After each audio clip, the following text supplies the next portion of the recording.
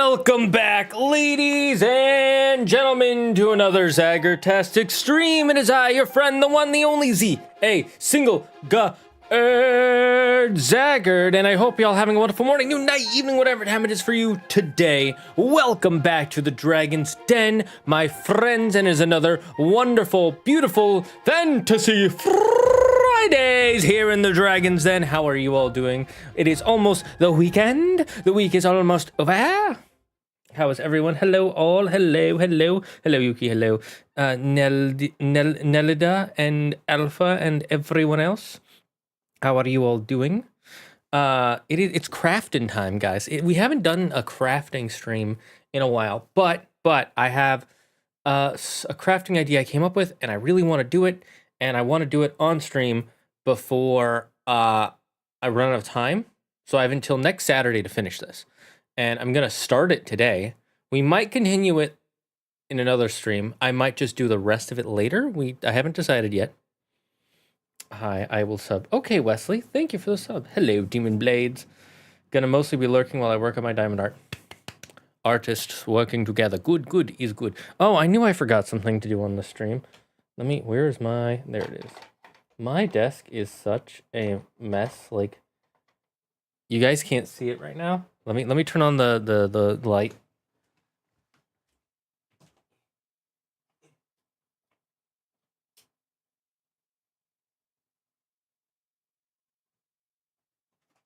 There we go. Zelda light is on. Stream is truly ready. I will subscribe for you. Thank you. I thank you, Wesley. Oh, okay. We're back. So today, I want to, like I said, I want to do some crafting, and we're gonna have some muzak. That is loud. Let me turn that down a little, a smidgen, if you would, down to 50. 50 is good. 50%, if I do say so myself. So we've got, it was a disaster without the Zelda light. Exactly. So we've got our supply set up like we always do. But things are a little different. If you haven't noticed, so here's the old paintbrushes I used to use, which I may use today still, but I haven't decided. But I bought some new cheap ones on. Immediately drops everything. Thank God this didn't get knocked over. I would have been so mad. This is a cup of water, by the way. So I got some cheap paintbrushes on Amazon, or as they say in Europe, Amazon. Amazon. So yeah, I got these cheap paintbrushes, and as you can see, I've used this one and this one. I've used these two. For this one for smaller stuff. This was for painting a full token. So we're gonna put that to the side because we're not gonna pull that out yet. And I got this what's it called? A palette knife. So if you've never seen a palette knife before or never used one, you're probably like, what is that for? So basically, what you do is when you take your paints and you have a palette, I use these. I like using cheap stuff. I like reusing things. This is a round. If you can't tell, this is a round table pizza plate I use for paint. And so what you do, I think in the UK we pronounce it Amazon. Amazon. I don't know. I've been watching a lot of videos of people talking about different like marketing things, and there's one guy who's from the UK and he says Amazon. Like, he doesn't pronounce the second A. It's Amazon instead of Amazon. Amazon. Which I don't mind, I just find it interesting. Anyways, so what a palette knife does is, like, let's say I take this red and this blue, and I don't have purple. Let's pretend I didn't have this. I would take the red and with the knife, and I would take the blue and I would mix them together. Just ever so slight, just until I get the color I want. And the reason I want this is because of what our project is. So if you go to YouTube and you look at the thumbnail that I spent hours slaving away in the kitchen on, I pronounce it the same way as the forest. The Amazon.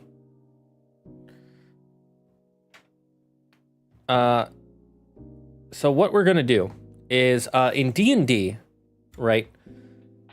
Light and light torches are they're extremely important to understand how far a character can see. Like if we were using this as a grid, right? Like let's say we had a character this size, a token this size, right? How far is the light source going to be? And usually you just like, okay, 30 feet, blah, blah, blah. So you measure it out. But then I had the brilliant idea. What if I turn this into a light source? So when they say I put on a torch, I just put a token here. And now this shows exactly how far their light source shows. Now it goes a lot further than this in actual D&D terms. It's actually like double the length here, because the way it works in D&D is a torch is, what is it, 30 feet of bright light and then another 30 feet of dim light. So it would, so this is approximately 30 feet is on a board. It's 4 by 4 inches long. And then another, we double that size, so 8 by 8 inches. And I did buy some giant 8 by 8 inch wood pallets, things, but they haven't come yet. And if I place that on a table, it's going to take up, like you can already see, like this is a pretty wide space right here. This is, let's see. The edge, the tip of the, that was risky of me. Where is it? The tip of this goes from 0 to 420 inches. So that's, let's see, 12 inches a foot. Is it 420 inches? No, it's 15 by... Is it 27 by 12 inches? Anyways, the point is, this already takes up a bunch of space. If I doubled the size of this, it would be going off camera. And I don't want to plop that on the table and be like, that's the light source. It's like, okay, well, we can see everything then. I want it to be a little bit more smaller. And then I bought a bunch of these. I probably bought way too many, but it was for pretty cheap overall. I think it was like 30 bucks for the full set. And the reason is because I might have monsters that are this big, and I'm gonna want to make them into monster tokens. Like, where are my monster tokens? Give me 1 second to get my monster tokens.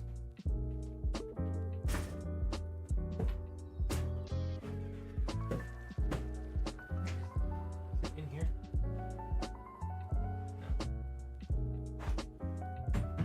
As you can see, guys, I'm very organized. Why I couldn't see it was hidden under something. So here are like some of my monster tokens. There's one. There's a large creature. You know. So I can take these and just place them on the board. And it's like, there. That's a goblin. There. That's a owlbear. And this is the 1 inch by 1 inch, and this is the 2 inch by 2 inch. So as you can see, this is you know, this is the medium size, large, huge. I think is how it goes, and then gargantuan would be 8 by 8. And so maybe there will be a huge size creature that I use those tokens on. Maybe not. Who knows? Maybe I'll keep these as like coasters I can give out at parties. Yeah, I realized 420 is way bigger. I'm looking at this upside down, and so it's hard for me to think. I think it's supposed to be 420. Something else. You know, that very, very specific measurement of something else. Anyways. Let's take these extras off for now. These are only a few of them, by the way. I'm going to make 12 of these. I'm going to start making 12 of these because that way each of my players, so I have 6 players, right? So it's like, oh, if each of them has a torch or a light source, I can do that, right? And then if the enemies have a torch or light source, and then, so we're going to start by making 12 today. Just 12. And that way, if I lose 1 or 2, I don't have to freak out like, oh my God, where are they? It's like, oh, I just left one at a friend's house. These can also be used for coasters. That's what they came with these little things you can stick on the bottom of them, so that way they don't, so that way instead of sliding, as you can see, this doesn't slide. So if I took these off and stuck it on, I'm not going to, because we actually want them to slide. We talk about Vox Machina if you've watched it. I have not seen Vox Machina, and I don't really plan to. I don't have anything against those guys. It never appealed to me. They're D&D games. DC-20, not DC-20, what the fuck is their name? Critical Role, just, they never appealed to me. Now we're gonna take our thing of paper towels. We're gonna slide it on over here. The reason we do this is extra protection to protect my table and my my mouse pad.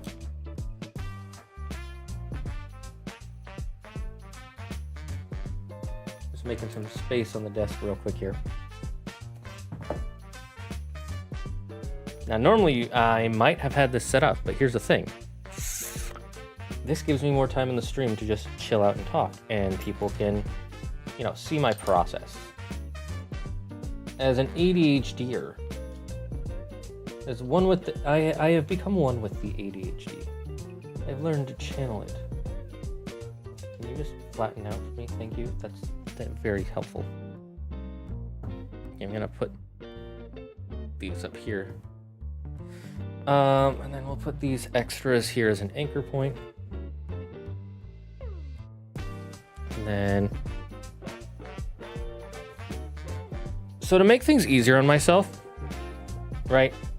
Because drawing it, so here's my plan, right? You might be wondering why, if I'm gonna do yellow, or if I'm gonna make it a torch, what color am I gonna do? Yellow. Yellow makes sense. Maybe I'll mix yellow and red. Maybe I'll mix, maybe I'll do a yellow, that's pink.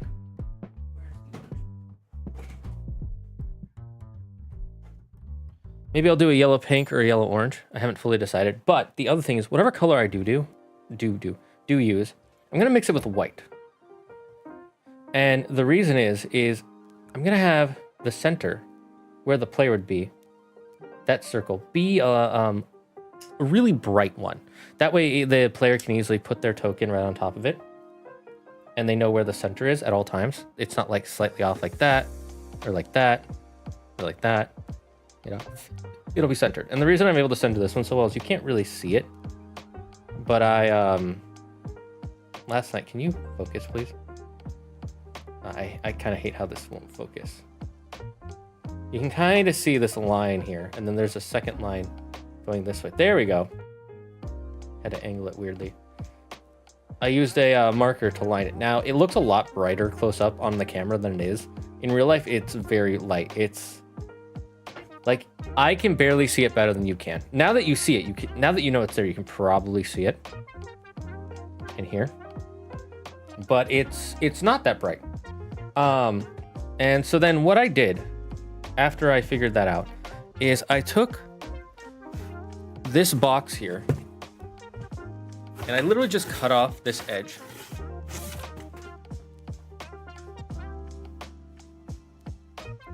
And then I took this guy and put him on the thing I cut. And I cut out a half decent circle.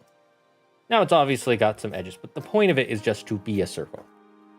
And then I took another one. I cut a second one just in case. And then I cut this one. And I took this guy and I drew a circle on both sides. And then I cut it out with an X-Acto knife. And now I have this guy I can put here. And I can paint my lighter torch color here. And I can then take this guy, put him where I put that, and paint around it. So it doesn't bleed too much into it, but it bleeds a little bit. And that way I'm not messing up one of these with like test stuff. I'm messing this up. In Canada, we say Zanoma. I don't think so, Yuki. I don't think so. Basically, we pronounce it. I feel like in Australia they'd say Zanoma because they're actually in the southern hemisphere. Is there another way as the name of the horse? I'm here. Sorry, I'm late. We talk about Vox Machina again. For inches. Did you hear about the Pal World thing about you can't fly anymore in the game? You can't. No, you can't use the pals to glide. That's what it is. You can't use the pals to glide or as mounts. I met a new guy already. He looks like a vampire, Johnny Depp, and he's a total goofball. Well, it's good that you're out there, Lily. Your process is stupid. Well, listen here, Yuki. Why not blue make blue pretty fire? Because I want it to feel more close to realism. I want it to feel like a torch. And what color would a basic cheap torch, I say cheap, a basic torch they would make in the Middle Ages be? You know what a torch looks like, the idea of a torch. And so I want to get as close to that coloring as possible. And so a mix of like yellow and orange and red would be the best idea. And I actually have not used this yellow yet. So we know we have plenty here. I'm gonna open it up if I can. Sometimes these things are a little... Thankfully I have a bunch of blades and things that I can use to cut it open. Now always be safe and make sure your knife is pointed away from you. This isn't a real knife, but anything going fast enough can hurt you. Like walls don't hurt you normally, but if they start falling towards you.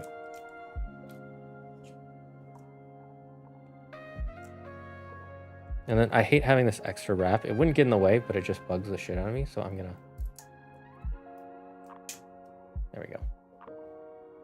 A circle. It kind of looks like an Oreo with a hole in it. I mean, sure. That is a thing it could look like. And we're gonna use this box that I showed you as trash for anything you want to throw away. Okay, first let's start by trying to make like a good torch color. And what we'll do is we're gonna put these to the side.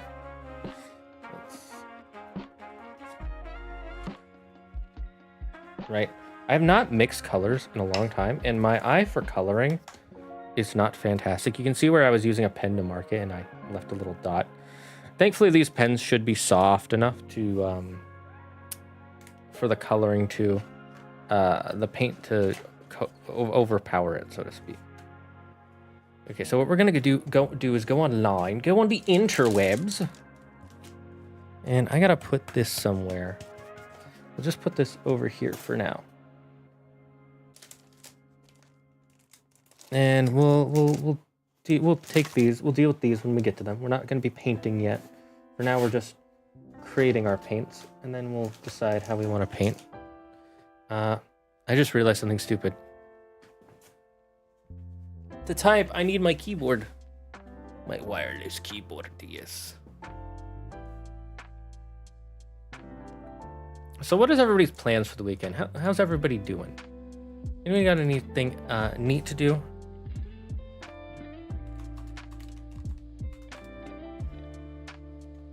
Let's try to make it quick. We'll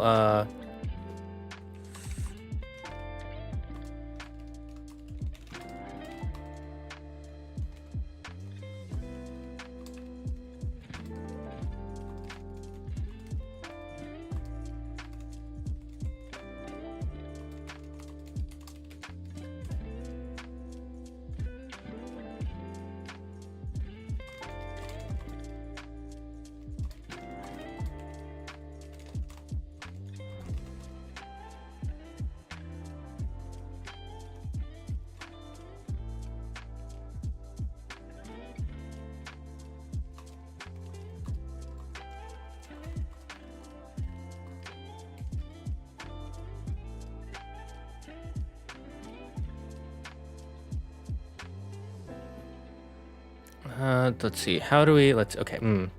Inner bright core. I'm going on the interwebs and looking up what people are saying, and by people I mean a good friend of ours. Making dinner now. Ooh, nice. Hello, Draco Stevens. I don't much plan. I'm gonna go with the flow type, or I try to be at least. I can be a go with the flow, but as I get older, I need to plan more. And realizing one of the problems with ADHD is ADHDers like myself, we don't plan enough. We're like, oh, it's totally fine. I don't need a plan. I can just chill, right? And that's true. Like, we can do that. It's not going to freak me out. But by not planning, I'm actually hurting myself. Because, like, if I don't have a plan for the week, what am I going to do? I don't know, whatever I'm told to do. But if I have my job where I'm the one telling myself what to do and I don't make a plan, I'm not going to do anything because I'm not going to tell myself to do it in the minute. Like when I wake up at 9 a.m., I'm not going to wake up and be like, well, time to get to work. I'm going to wake up and be like, oh, I'm going to have some cereal. I'm going to watch cartoons or something. Then maybe I'll get to work. So I have to, and once a week, I have to go in and plan out the day, you know? Now let's see. Let's start. First, we want to start with the inner glow, the flame center. So it's saying here.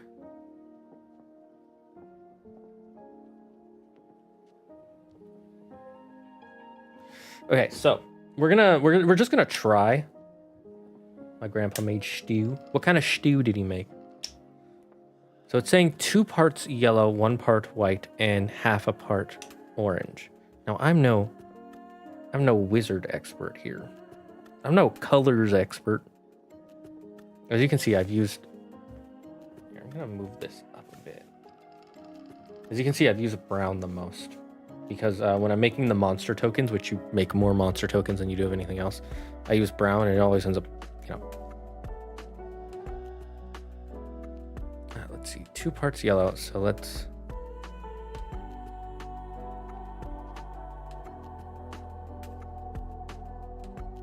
Two things of yellow, just 2 little squirts. And then my white is actually like very liquidy, so I'm gonna shake it up so it's not so liquidy. Beef stew. What else was in it besides beef? 1 part white. And just a tiny smidgen. I'm gonna shake this up just to be sure. Just a tiny little.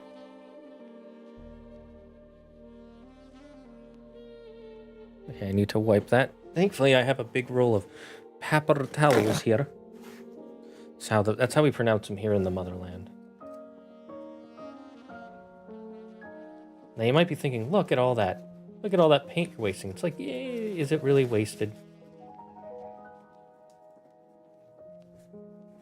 The answer is, I guess, yeah.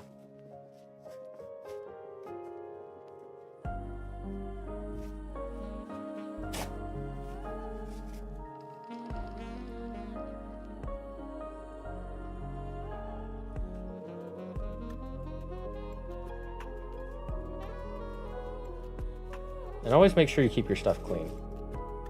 Or as clean as you can. I mean, painting is a messy thing. So if it's not perfectly clean, that's fine. Okay. Now we're going to take our palette knife. And I'm right-handed, so I'm going to turn this to the side.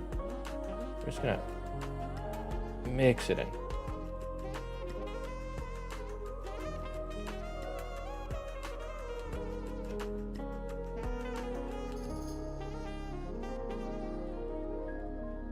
I should probably get a new palette plate because this is starting to get really old and dirty and nasty. And look at that nice kind of like light coloring we got. I want to actually make it even lighter, so I'm going to add a little bit more white.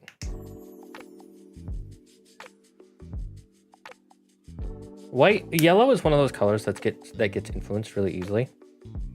So it's really fun to work with because it's really easy to kind of change it up. What I mean by it gets influenced easily is in when you're working with paints, right? Look at that. Ooh, look at that. It's got this kind of like yolky color. That might be a little too white now. Ooh, I don't like that. Never mind. I probably shouldn't have added that much orange. I probably should have stuck with the first one, but hey.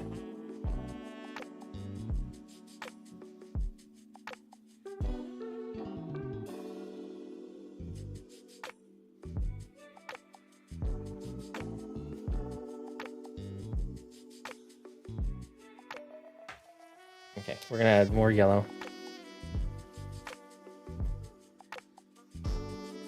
We want to keep our yellow coloring, so. Paint experts are screaming in the chat, how dare you? What are you doing? And now it's just this kind of mustardy color. And now I've kind of ruined it.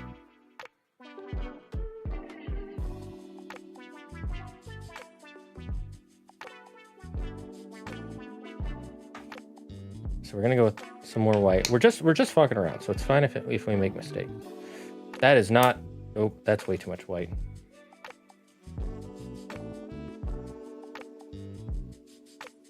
Maybe we can salvage this.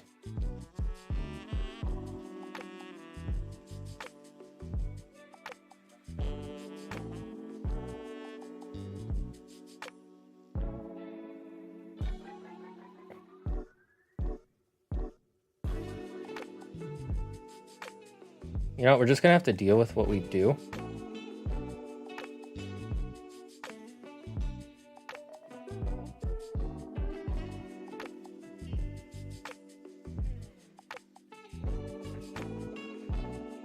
You know, that's just what we're gonna use. We're just gonna use that. We're not gonna worry about it.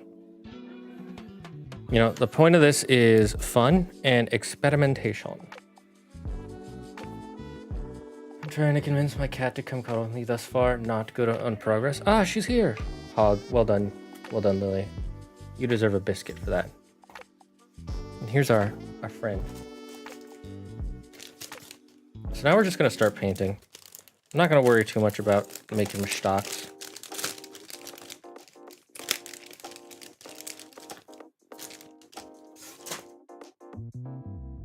If I was a paint expert, wow, it's so warm in here. Will you have enough paint for all your tiles? Probably not.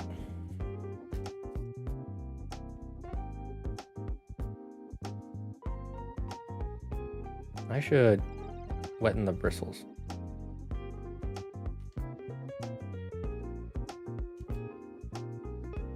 So this is for D&D campaign? Yes, this is for my D&D campaign. Well, it's a DC 20, but basically the same thing.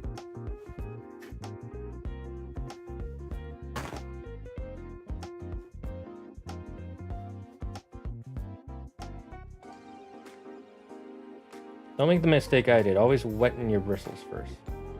Let them soften up.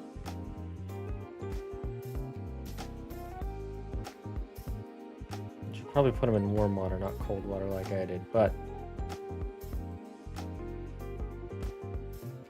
There we go, there we go. Now we're cooking with penguins. If you've never cooked with penguins, you don't know what you're missing.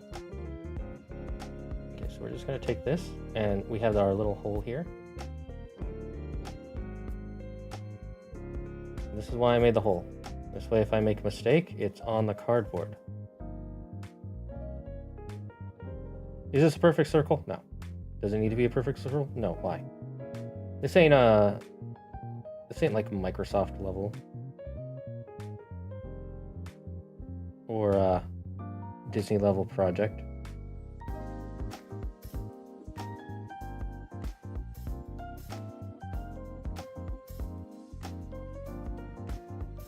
If it was, I would have gotten like stencils or whatever.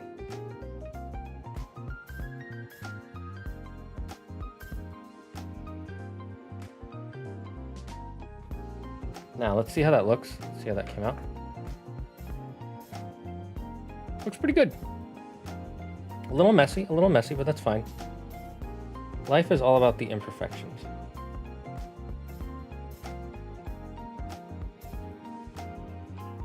And I'm just gonna fill it in a little bit.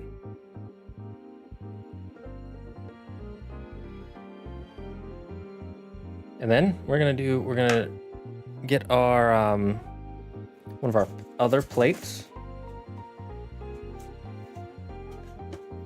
I'm gonna let it dry.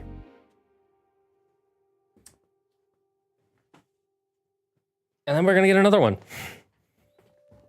See how easy this is? So remind me, this reading. Penguins make great assistant chefs. Exactly. Yeah, you gotta cook with penguins. Look, if you've never had a penguin teach you how to cook, and you've never lived life.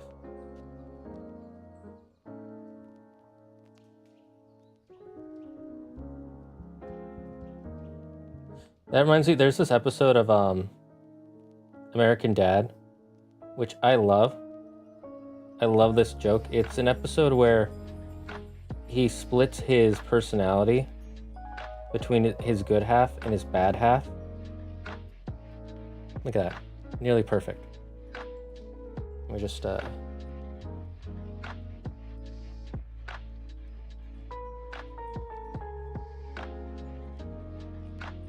like rounding out the edges as much as I can. Voila. Look at that. Nice little circle. And we're gonna put it with the other guy to let him dry.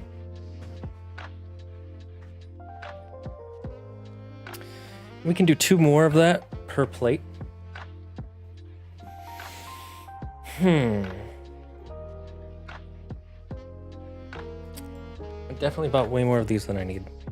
Definitely. But we deal with what we have.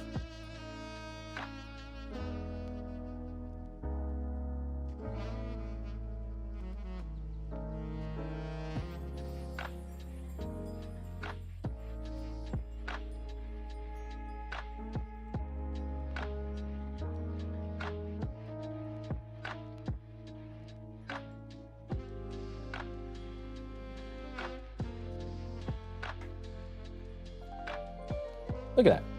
Not a perfect circle, but it's a fun little circle.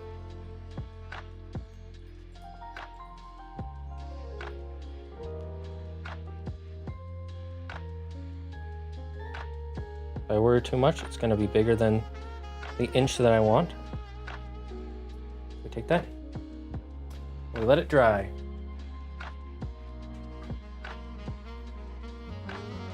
And then we can get one more guy.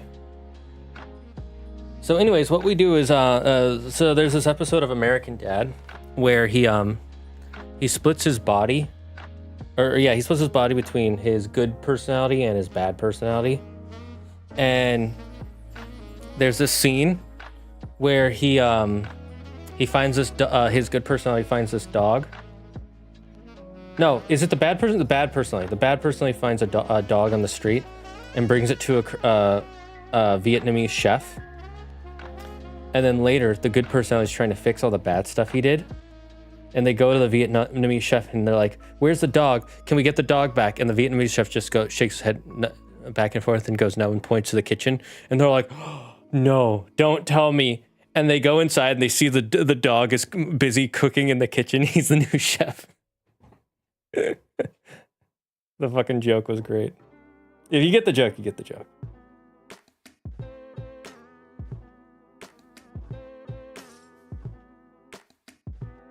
It's kind of a mean joke, but it's also like, come on.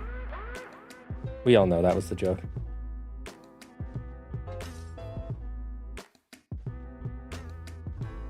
I love that. The subversion of expectations is great. Okay, so we got 4 of those guys over there. Here, I'll show you on the... Oh, maybe I shouldn't have moved it. We got 4 of these guys sitting on this plate here. And then we're going to get 4 more because we have another... Do we actually have... We can get 8 more. We got 2 plates. People are going to be like, "Damn, he eats so much round table pizza." And I'm going to be thinking, no, I don't. I was going to say...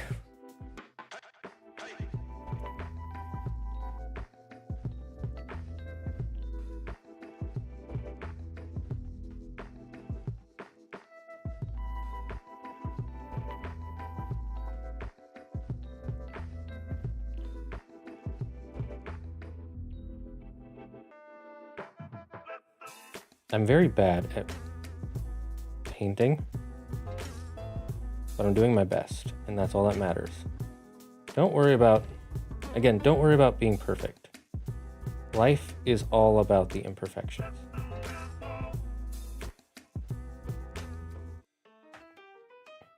Or as the once great Bob Ross says,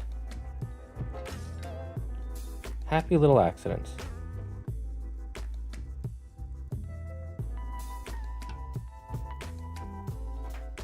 People are gonna be like, "What do you mean once great? He's still great." No, he's excellent. Imperfections are what make us special. Exactly. Just like no two torches are the same. No two of these lights will be the same.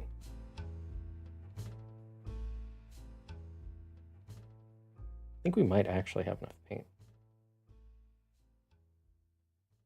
I feel like it's getting more orange over time, though. So maybe that's just my brain.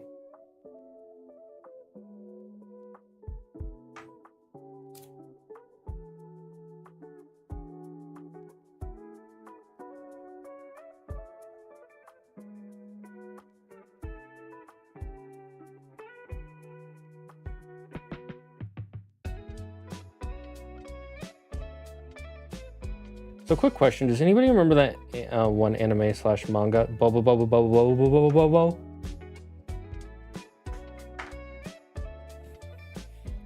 It was probably the first parody anime I ever saw. That one is hilarious.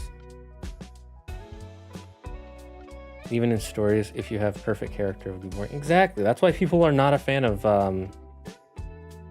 Rey from the new Star Wars. She feels too perfect.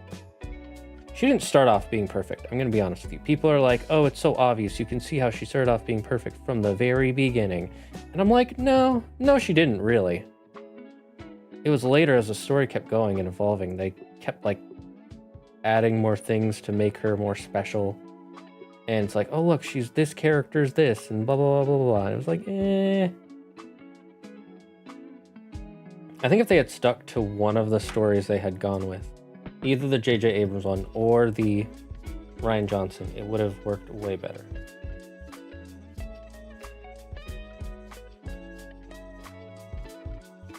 But they decided to do neither, and that's why it came out bad.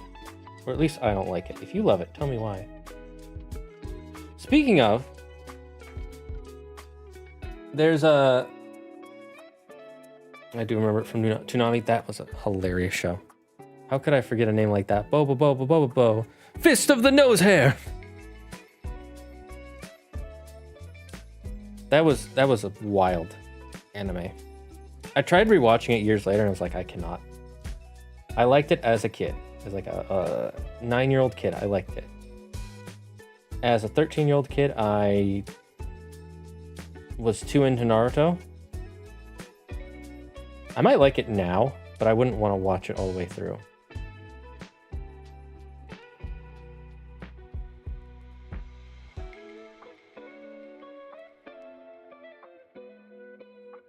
All I remember is he had the Fist of the Nose Hair,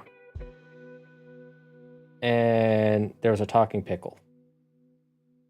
That's right, anime did Pickle Rick before Pickle Rick. Before Rick was born, there was already the talking pickle.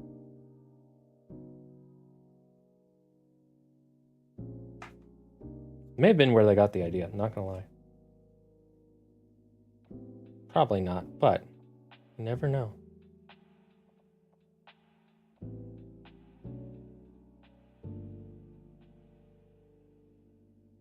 Could have been, oh, I just realized I'm painting off screen. I put my here. I need to move my camera down a bit.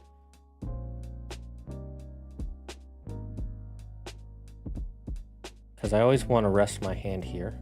So let's do that so you can always. There we go. That way you're always seeing me paint. Ran so ran so Pickle Rick could walk. Exactly. I remember hearing it now. Do you think I'd Luffy ask Zoro to kill one of Straw Hats? He'd do it. I know Oda had said yes, but I don't think so. What? Please, can you rewrite that, Demon's Blades? My ADHD and reading comprehension cannot understand. Oh, real quick, back to what I was saying. So, in one of my shorts, if you've been following, which you all should be following my shorts, hello, as loyal cultists of the Dragon's Den, you should be watching all my shorts. There was one of them was about how sleep is a cheat code for the brain.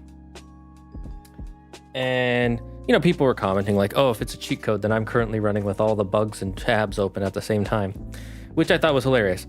But then there was one guy who was like, actually, it's been proven that people who stay up until 3 a.m. or 4 a.m. most nights who undersleep have higher IQs. And I was like, is that true? And I looked it up and I replied, I was like, yeah, that's not actually true. There's no science that backs that up, blah, blah, blah, blah, blah. And the weird thing is the person who commented that deleted their comment. Like, I guess they felt like they were stupid for commenting that, but I would have rather them kept that comment up because it was an interesting conversation we were having. But they deleted their comment, which made me a little sad.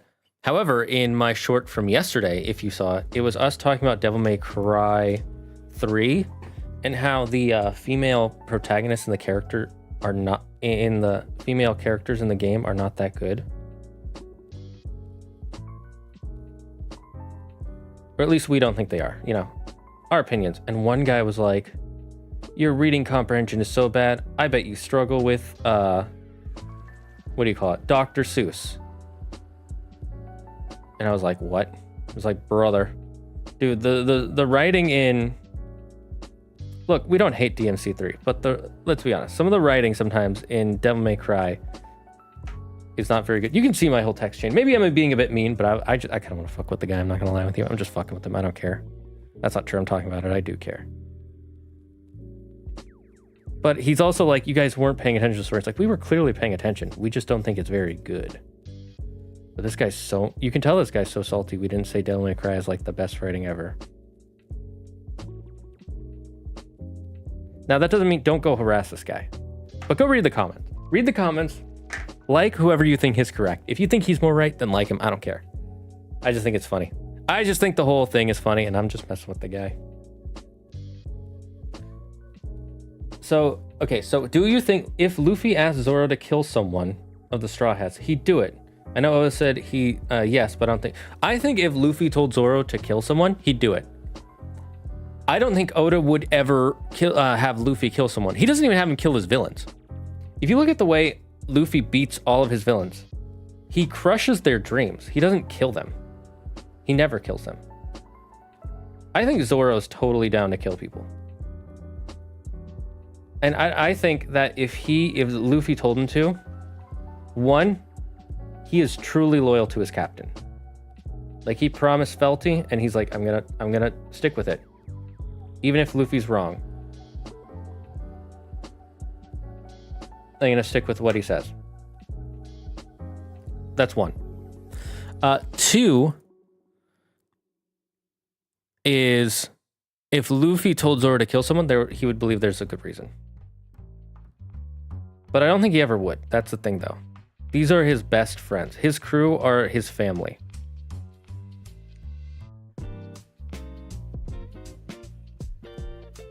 I mean, Zoro has even said on multiple occasions, Luffy is his best friend. That being said, Zoro's not Luffy's best friend. Luffy's best friend is Usopp. They share a brain in so many ways.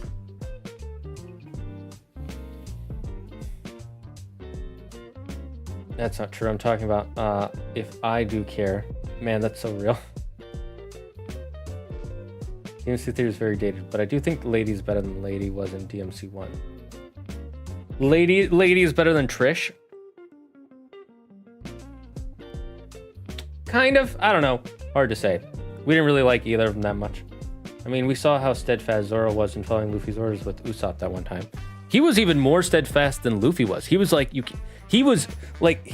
Usopp said he was off the crew, Luffy was like, I'm going to bring him back. And Zoro's like, you can't. Zoro was more adamant than Luffy was about that.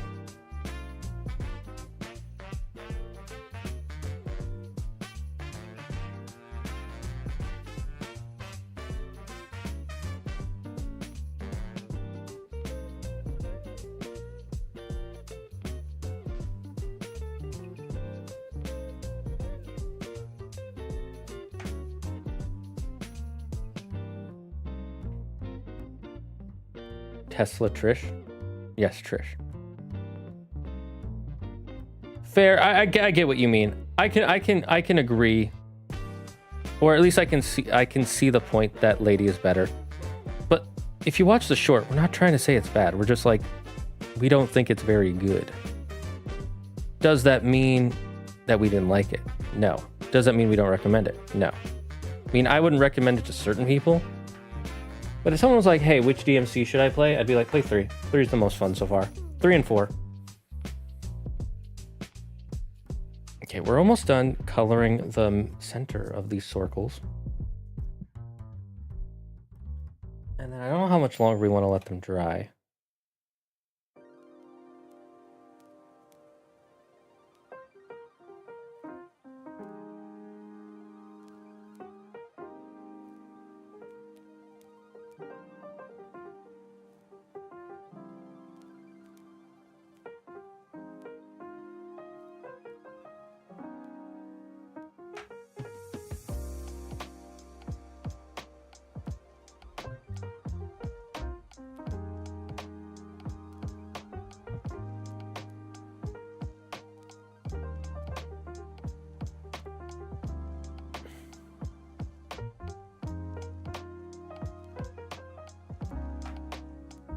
Okay, so that's 12 little cake guys that we've got drying.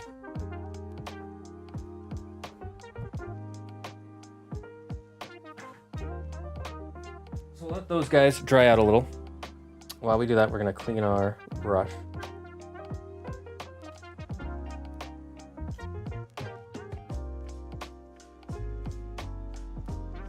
I do not really have a studio for painting. One day I want to have a huge table that's just for like making minis and shit. That'd be so much fun. I don't know if I'd be able to stream on that table, but I want it to exist. Make it happen. I'm gonna manifest it. You know, I'm gonna manifest that one day we're gonna have 100 people viewing these streams. On average. I believe in my awesomeness. I can make it happen. I can change him. Okay.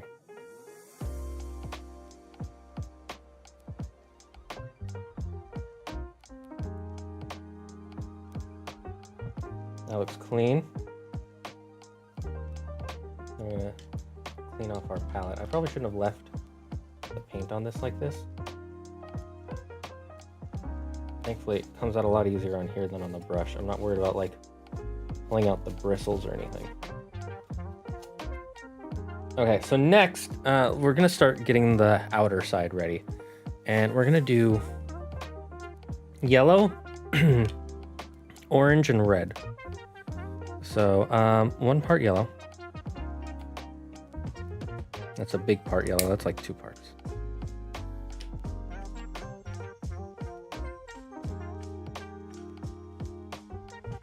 Orange. This one always comes out so unclean. I always end up having to like clean it so I don't have to worry about the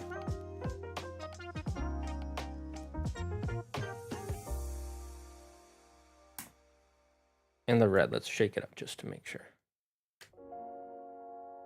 And we're gonna do a tiny little piece. That's good. That's probably more than I want, but that's good. Now we mix. I should really have gotten an actual palette because all this leftover paint is actually getting in the way.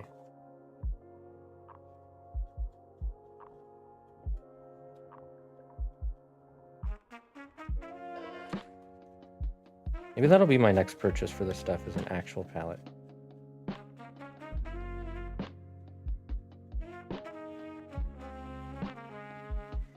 It looks a little too dark for my taste. So let's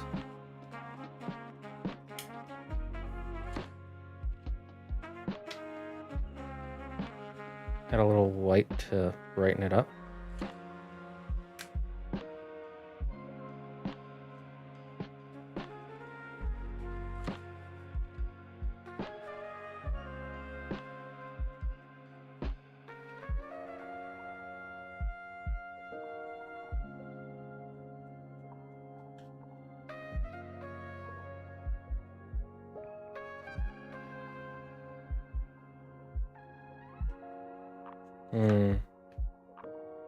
Let's add a little yellow.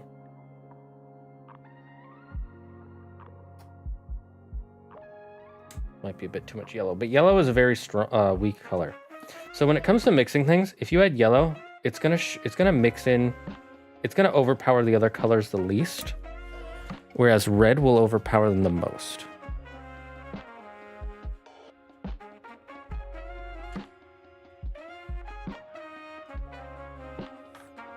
Let's add a hint more white.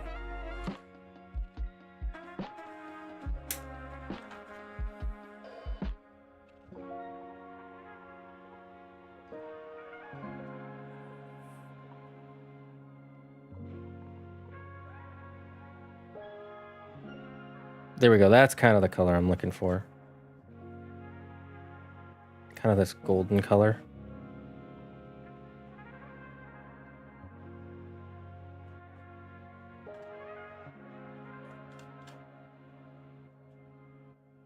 Maybe a touch more red. Just a tiny, tiny, tiny little. It's a bit too much, but whatever.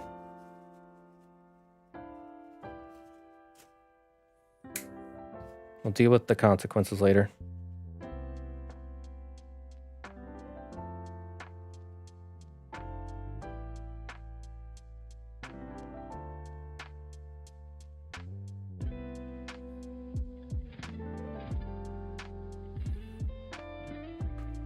Okay, add a little more yellow and white.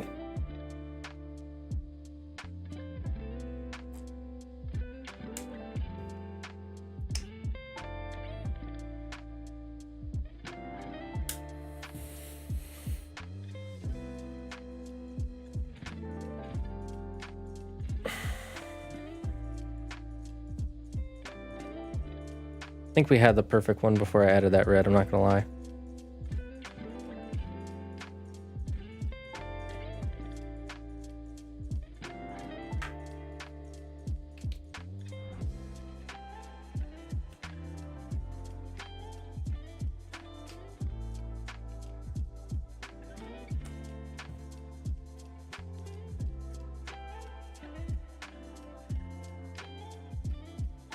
I really need an actual palette. This is becoming a nightmare.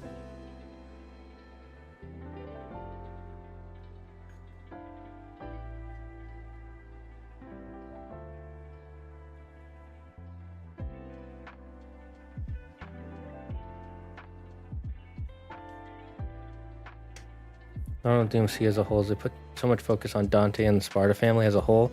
Well, yes, the main focus, I feel like that leaves the other characters like Lady, Trish lacking. Yeah, with Trish, I give it a big pass because it was their first game. Like a big, big pass.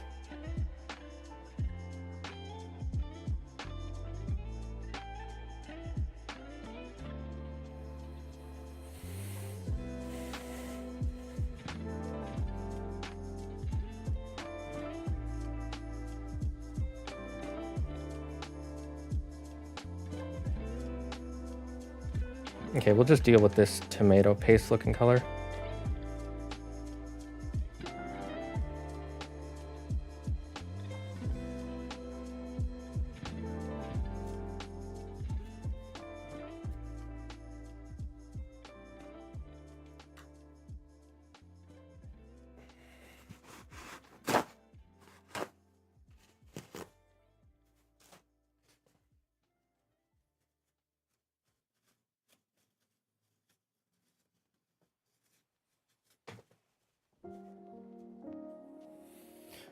Oh, it's hot in here.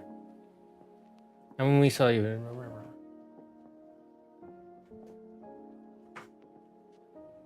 yeah, these are mostly dried, so we're gonna use these.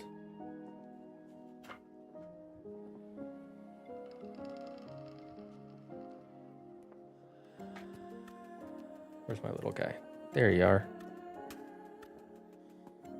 We might not need this. Let's try without that.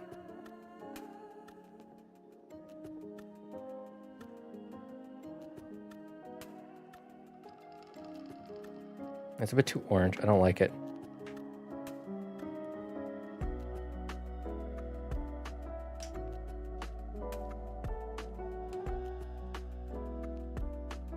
Oh, that's a lot of yellow.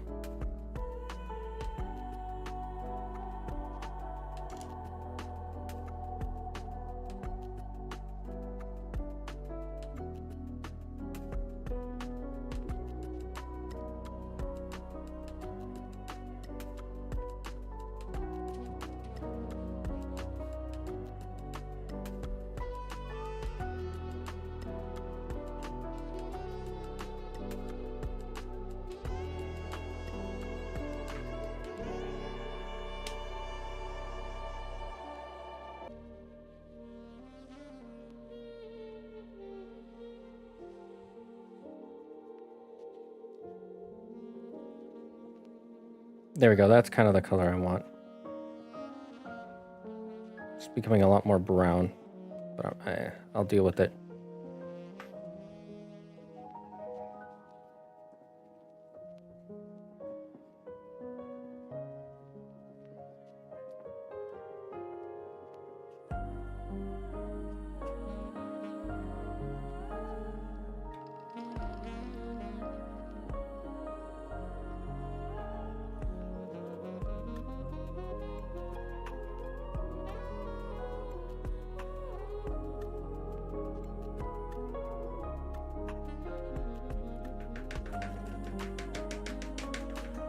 Get as much paint off as it.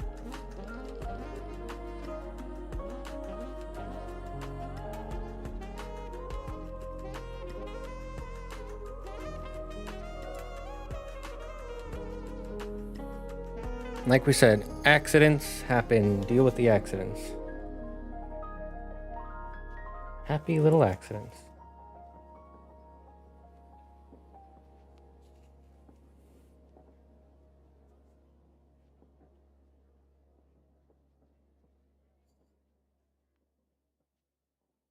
There we go. That's the color I was looking for.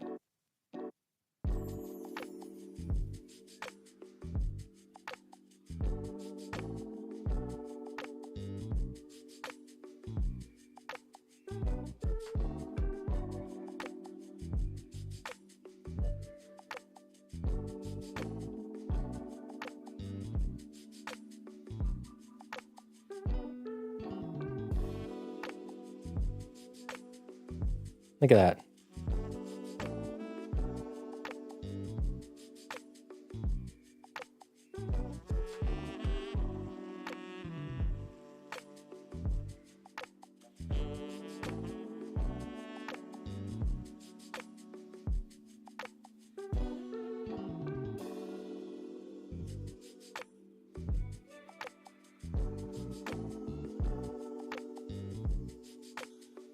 Oh, beautiful, beautiful.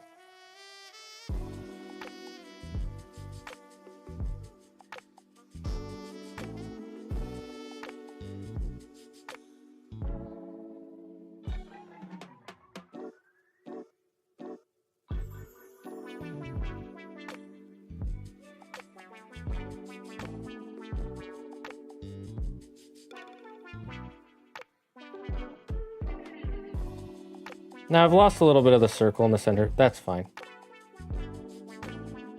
We can always repaint the center circle if we need to.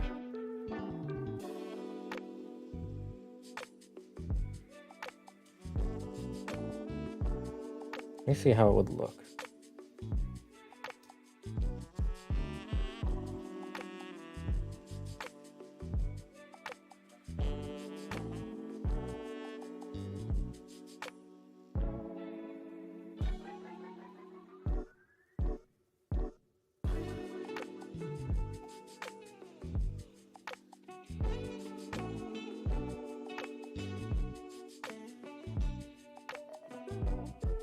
Okay, now I'm just losing the circle.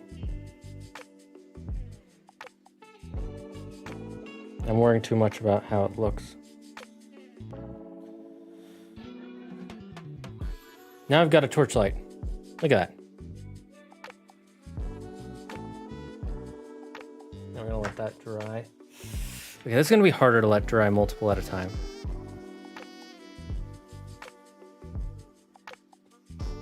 This time we're gonna be a little more careful with the circle.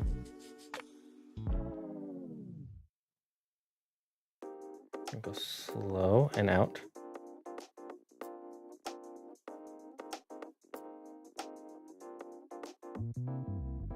Go slow and out.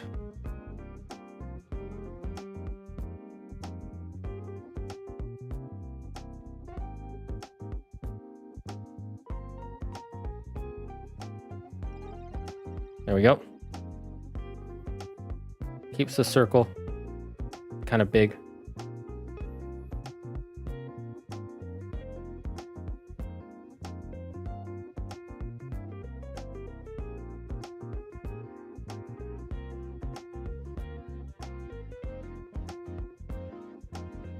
And again, we can repaint it.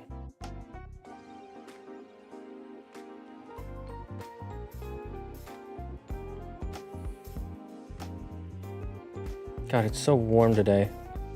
I really hate it. I hate when it gets warm. I love when it's cold.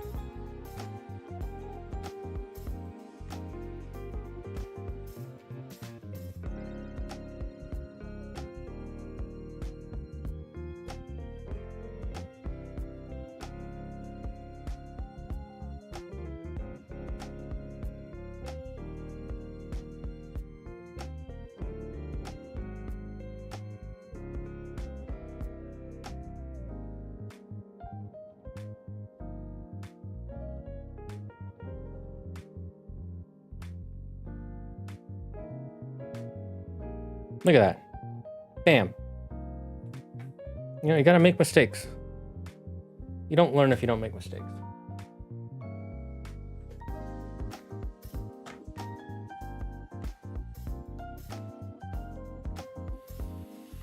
Okay, I'm gonna turn on my fan real quick, guys.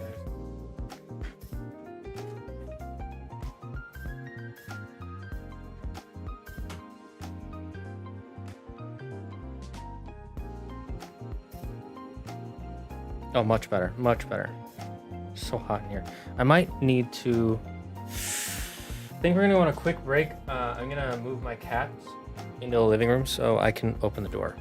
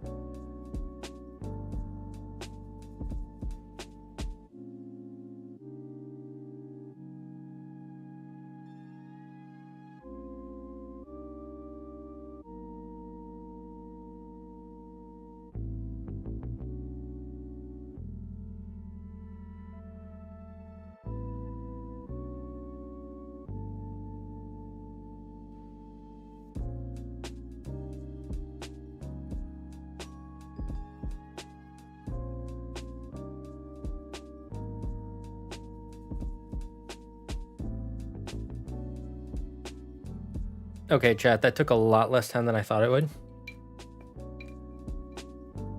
So I am back.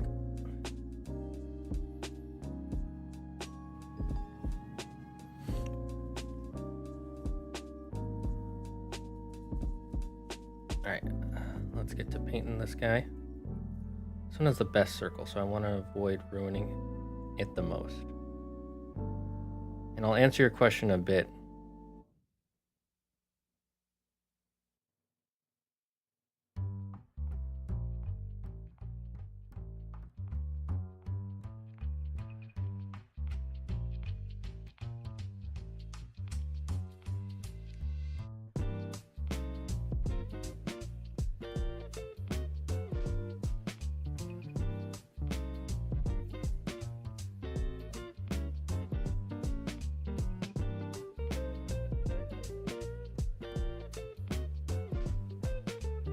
There we go. We kept most of the circle, chat. Damn, he's fast as heck. Well, it was because it turns out the cats were already in the living room, so all I had to do was close the door on them. I didn't realize this. Which wizard is your favorite from the Order of Wizards in Lord of the Rings? Well, if we're talking about Lord of the Rings, technically the only correct answer... There are only really two answers, realistically. And that's Gandalf or Saruman. And my answer is Gandalf.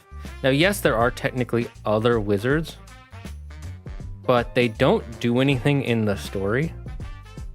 They exist, but they don't do anything. So I can't really use them. You know, that's like saying, oh, my favorite character in Naruto is the second Hokage. What does the second Hokage do? I know he shows up in the final battle, but like realistically, throughout the story, yeah, he exists in the lore.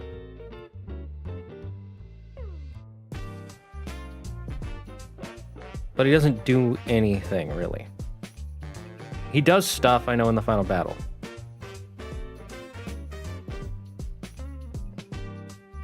And I know they're the brown, blue. There's the brown wizards, the blue wizard. But again, they got all... The thing is, you have to remember the wizards are angels, more or less.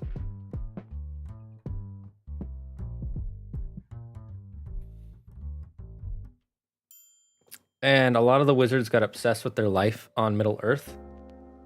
So they stopped doing their job. Okay. Can I... Let's try and move this.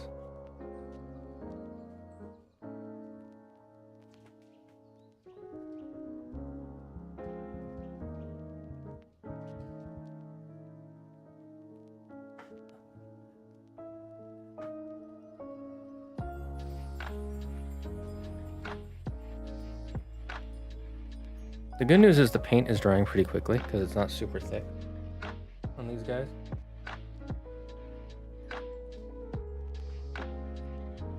And they're all going to come out slightly different colors, and I'm okay with that.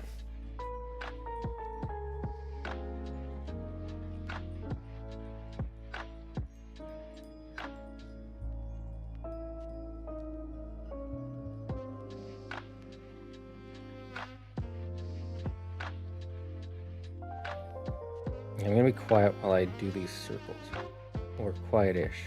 I'm going to be focusing on the painting. The act of painting, that is.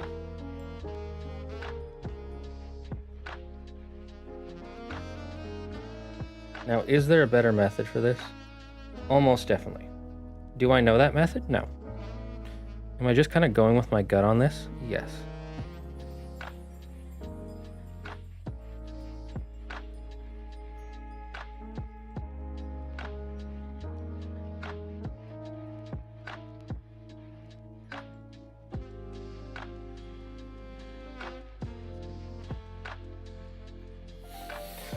Okay, so then how was Gandalf able to become the White? So, the way it works is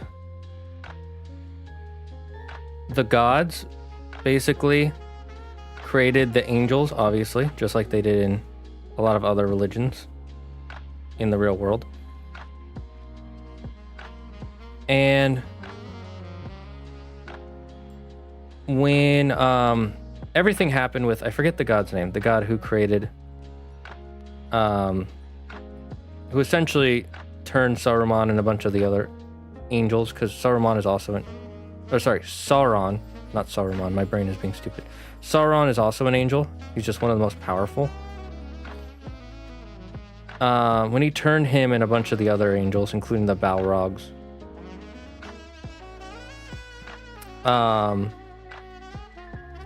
the gods were like, well, we already stopped the first guy, and we decided the world, it's not our job to intervene with everything, so we're going to let you figure it out. However, we're going to send some of our angels down to fix the mess. And Saruman in heaven, basically,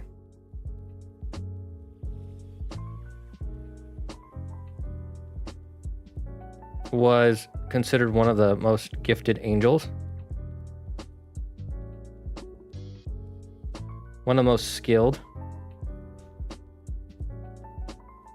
in crafting. I'm adding some red to the edges.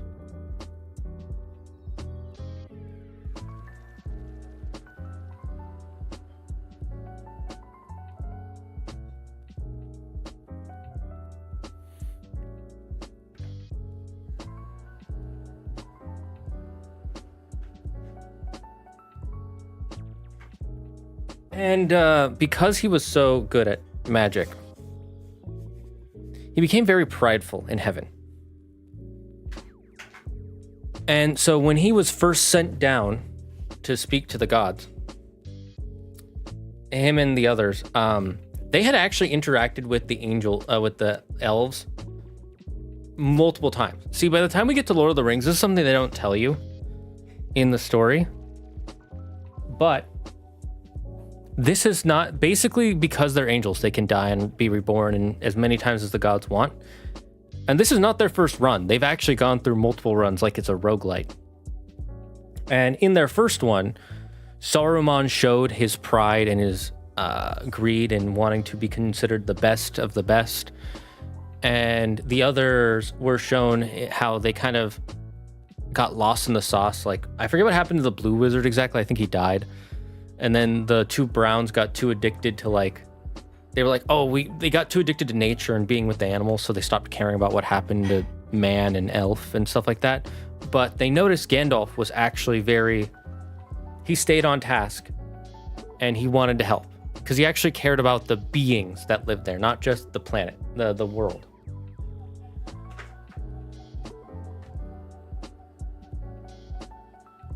And so, are these ones dry? Yeah, they're dry. And so, I'm forgetting his name, but the King of the Elves knew this, and so when they came back for their second run or their third run, because he lived for so long, he saw their first run, and he remembered them. He's like, I think Gandalf should be the leader, and immediately that made Saruman get jealous. He's like, I'm the better wizard. What do you mean? And Gandalf was like, yes, he's the better wizard. He's the white. He should lead us. And he's like, see, he agrees with me. And the King of the Elves was like, okay, if you guys say so, but here's my recommendation. And that already made him a little butthurt, basically. Right? It would be like if you were the A student in your class and you came down and, you know, you had taken a class before, but your memories were wiped, and then you started again, and there was a student who was just starting, and he was in, like, let's say this was Wizardry 102, right? And you would proven yourself in Wizardry 101, and someone in the Wizardry 101 class was joining 102, and this was your second time taking it. And so he had gotten to know you guys because there was like some program where the Wizardry 101 people interact with the Wizardry 102, but you didn't remember that experience at all. And then the kid who comes in from the Wizardry 101 class was like, I think this guy's better than you. You'd be like, what the fuck? I have the best grades. Why is he getting all the praise? And so he already started trying to, like, undermine Gandalf in small, tiny ways, like sending him off to the middle of nowhere while Saruman dealt with all the big issues. And that already allowed Sauron to start corrupting him slowly. Because now he's like, I want to prove I'm better. And so and he did this without the gods finding out, because he knows how to keep it. He knows how to hide his tracks. And so Sauron, Saruman joins Sauron, and once Gandalf found out, the cat is out of the bag at that point. So he's just like, fuck it, I'm just gonna start doing evil. I don't care if the gods notice. They didn't respect me. Nobody respected me. I deserve to be respected. And so when Gandalf died, the gods basically said, yeah, no, you're not dead, and just zapped him back to life. And then they gave him more power, and that's what made him Gandalf the White. And that's why he comes in, and Saruman's like, you can't beat me, you're only Gandalf the Grey. And then when he takes off his cloak and shows off his full power, he's like, actually, no. Because up until that point, he was literally weaker, in a sense, than... Like, he wasn't allowed to use his full angel capabilities, or at least enough of them. Because if he used his full ones, he'd probably kill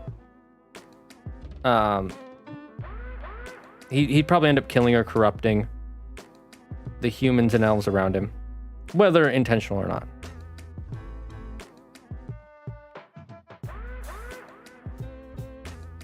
Look at that. Looks pretty. I'm gonna take off my gunners. I should probably have taken these off for painting. I'm gonna add a little bit of the red on the edges. The darker orange.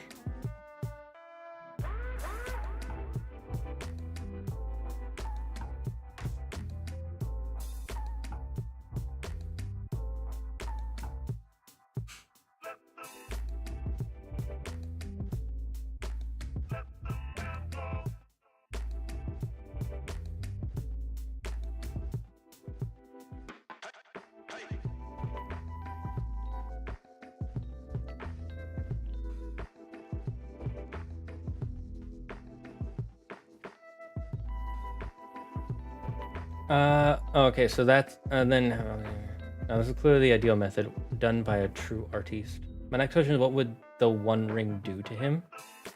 The same thing it does to everybody. Corrupt you. So, first you have to understand what the One Ring is, and before I tell you the answer, I want to know, what do you think the One Ring does? What does the Ring of Sauron do?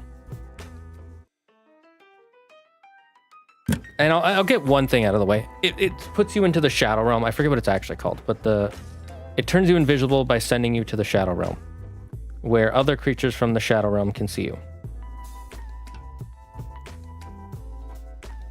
So that's the first thing. Obviously, it does that. But what else can it do? Like, without looking it up, just tell me, what can it do?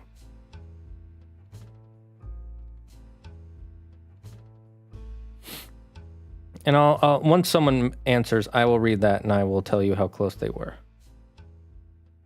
I mean, to my understanding, it plays on your desires. That's not what it can do. Okay, so it is alive, so it can do that. But I mean, what magical powers does it have? Does it let you shoot fireballs? Does it let you speak to animals? Like, what other thing do you think it can do?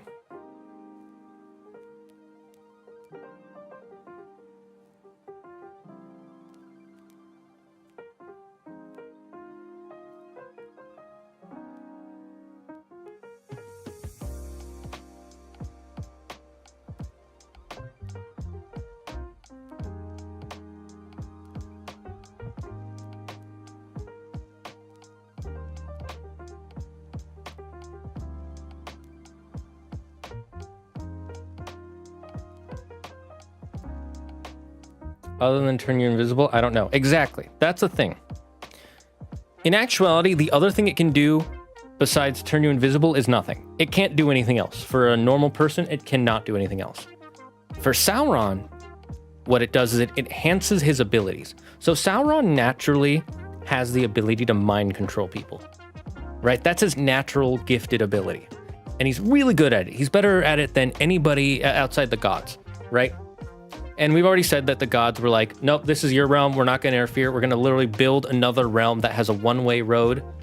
And you guys can come here, but we're not going to interfere. If Sauron destroys the whole thing, he destroys it. If you stop Sauron, you stop Sauron. It's up to the will of man to decide what happens. Right? And so his power, his natural ability is to mind control people. So when he helped, I forget his name, create the other rings, he actually, think of it like coding. Like, imagine if you coded a new magical wallet for a bunch of people, right? A new online wallet. And then you coded a master key that could control the other banks, the other accounts. That was the first thing he did. That's the first thing it does, is it allows his ring to control their ring. So all the rings the elves have, all the rings the humans have, all the rings the dwarves have, it lets him control them. And then it amplifies and focus his mind control powers. That's all it can do, really. Its main ability is the ability to amplify and focus his mind control powers. and allow him to gain greater and more specific control over anybody who is wearing one of those other rings. Right? So basically, if you put one of those other rings on, he has more control over you, and he can control multiple people all at once. And so first, he gave it to the elves, because the elves are the most useful species. They will live long. He can put it on one elf, and it will affect that elf until they die, which is basically never. Right? So if you have a minion who can do whatever you want for, 1,000 years, that's a lot more useful than, let's say, a human who can do it for maybe 100. However, elves have such freaking high stats that as soon as all the elves put it on, or the 3 elves, I should say, Galadriel, and I forget the other 2, they all immediately went, oh, I know what this is doing, and they just resisted his ability. Their stats are just so high, they just resisted him. Imagine it's like he has psychic type abilities, and they're all, what resists psychic? Is it steel? Here, I'll use a better example. He has water type abilities, and all of them are fire types. It's like it does 1/8 the damage. They're fire rock types. There we go. Fire dragon. So it does half and then half again. So it does 1/4 damage. So the elves were just like, no, we just resist. And so it didn't do anything. So then next he went into the dwarves, and it worked on the dwarves. But the thing is, dwarves have a very clockwork mentality where they're like, I do action, I keep doing action. And they just keep doing that action. They don't really have the creativity to branch out into other actions. And their one thing is they like to mine for gold and treasure. And so him mind controlling them made all the dwarves who were wearing the rings, who were kings and stuff, just keep going, we're going to keep mining. I mine, I keep mining. I find stuff, I use that to make me mine. And that's all they did is mine, which was useful because you could control them, but it also led to their downfall because constantly mining is what they found a place where one of the Balrogs was trapped, and then the Balrog killed all of them. So that's like, oh, that didn't work out. And then he put it on the humans, and it worked perfectly. It mind controlled them. Humans can be creative enough to think of new ways to help him, but they ultimately serve him. So it's like, finally, it worked. And that's all the ring can really do, is amplify his powers, allow him to control multiple people at once, and then the people who he's controlling through those rings is amplified even more. Think of it like light through a magnifying glass, and then through a prism that points to multiple people at once. And then, so once he lost it, because it has a part of his soul in him, he put a significant amount of his soul into that ring. It is also part him, right? And so it wants to be with him. Like your right arm wants to be on you. If your right arm is disconnected, it's dead. It's just a dead tree branch at that point, right? Just a limb. So your right arm inherently would want to be part of your body. Think of the ring as most of his body, most of his soul. And so what it does is basically, there's a scene, how I explain this is, there's a scene in not Avatar, Avengers Age of Ultron, where Scarlet Witch is going around, she's mind controlling people, and you see that scene where you go into, what's his name? Tony's head, and he sees the future, and he sees how devastated it is and how he has to fix it. And that's what drives him to build Ultron. He's like obsessed now with building Ultron. What the ring does is whenever someone who is not Sauron is touching it, it tells them, hey, you know that thing you want? I can give it to you. If you use me, you'll have all the power in the world. You can do anything you want. And it just slowly keeps whispering in your ear, in your soul, over and over, hey, do the thing. Put me on. You can do the thing. You can do it with my help. And it does that because if you put it on, he can see you and he can find the ring and he can easily get it back. No one would have been able to beat him.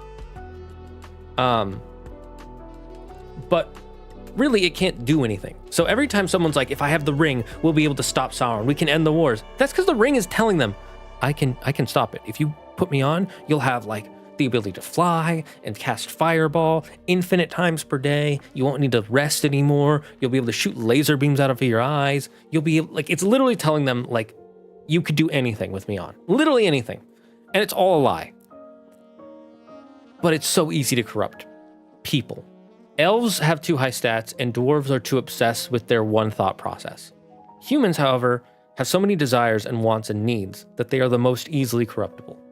And then there's the what do you call them? Then there's the not halflings. My brain is blanking. The Shire hobbits, the hobbits. Hobbits have such a chill life vibe that it doesn't corrupt them as easily. It still corrupts them. It just takes a lot longer because hobbits just want to relax. They just want to go home, smoke their weed, eat food, drink beer, party, and then do it again the next day. That's all they want to do. They just want to do that forever. And so it's really hard to corrupt someone who already has the perfect life and tell them, I will give you the perfect life. And they're like, well, I have the perfect life. It's like, yes, but I will give you a more perfect life. It's like, how can you give me more of what I have? And he's like, well, I'll do it. Like the ring is basically like, okay, I can do it. I promise you, I swear. It's like, just listen to me. And then the hobbits just keep going, can you though? And so but it slowly does, the longer you're with it, you can't fully be like, no, eventually it will corrupt you. So basically what would have happened if Gandalf put it on is he would have been corrupted. He would have been like Saruman, and he would have been like, I will have the power now. I will be the greatest wizard. I will be Gandalf the Black, and I will destroy everything, and everything will listen to me because I deserve to rule. All these mortals, even the elves, they don't really understand the ways of the world. I'm an angel. I was created by the gods as their messenger, their hand, their fist, and they will listen to me. Like, you can even see Gandalf, he touches the ring for a second, and he's crushed instantly. His soul is destroyed. Like, the next scene you see him in, he's like cowering in the side. He's like, don't give it to me. To my understanding, so yeah, that's more or less what the One Ring does and what would have happened to Gandalf if he put it on. He would have been instantly corrupted, and he's almost more corruptible than humans because he's not human. Like, we see that with Saruman. The angel, the Valari, I think is what they're called, they're not free from corruption. In fact, maybe they're even more corruptible than people.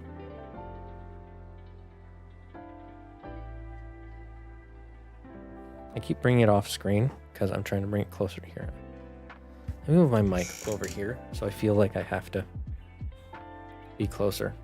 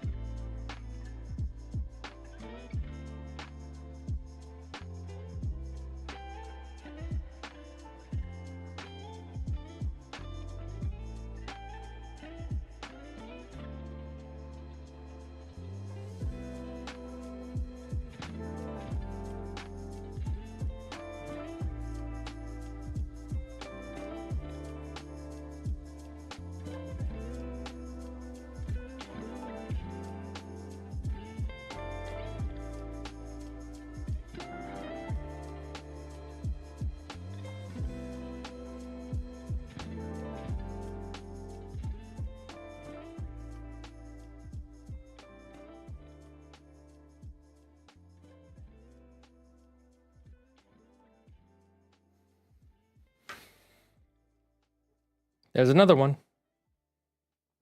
Let's see if we can make the sides a little darker again.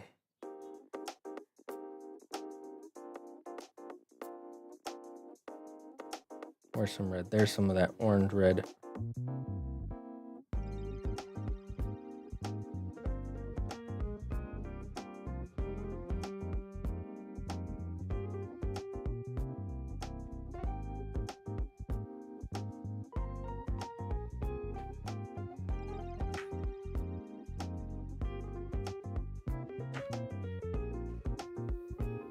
Is there one thing media has taught us is that angels are not infallible? Exactly.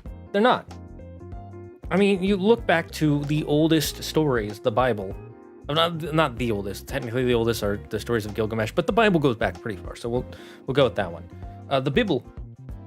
If we go back all the way to the Bible, one of the first stories is about God's most loyalist angel falling from heaven from pride and greed and becoming the devil. Literally one of the oldest stories. And why does he fall from heaven? There are multiple answers to that, but the one I've seen the most common is when God made humans, he was like, these are my perfect beings. The angels shall bow down to the humans because the humans are perfect. And he saw them and thought, no, we are better than the humans. I'm not going to bow down to a lesser being.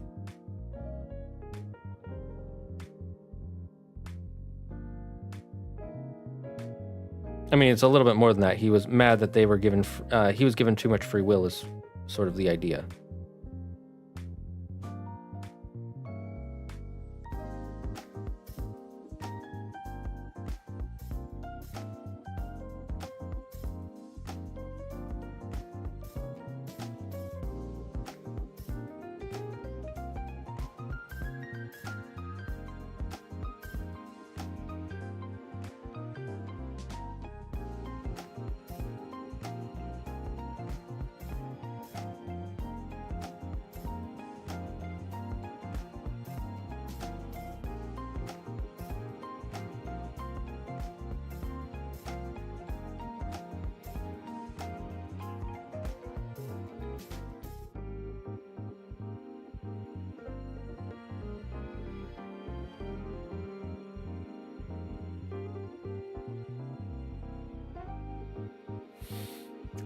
I consider the Bible as a form of media, although I'm Christian. No, it is a form of media. You're right. It is. I mean, media just means stories. And they are stories. Whether they're real or not, they're stories. Like, it's not called a news pancake. It's called a news story. I don't know where I was going with that, but, you know, you got it. You guys are smart enough.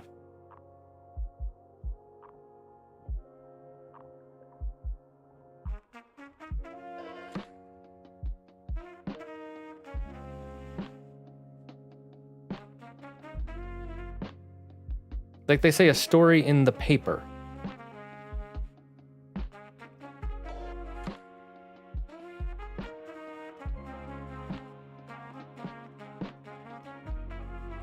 Like if I were to say like, oh, there's a thing that happened to me. I want to tell you guys a story about a thing that happened to me. It's still a story.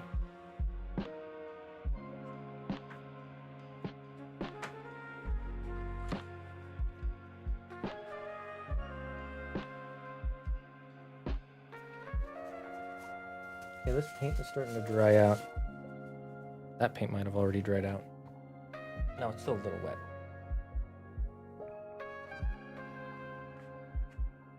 Okay, let's put these bad boys down to the side here. Yeah.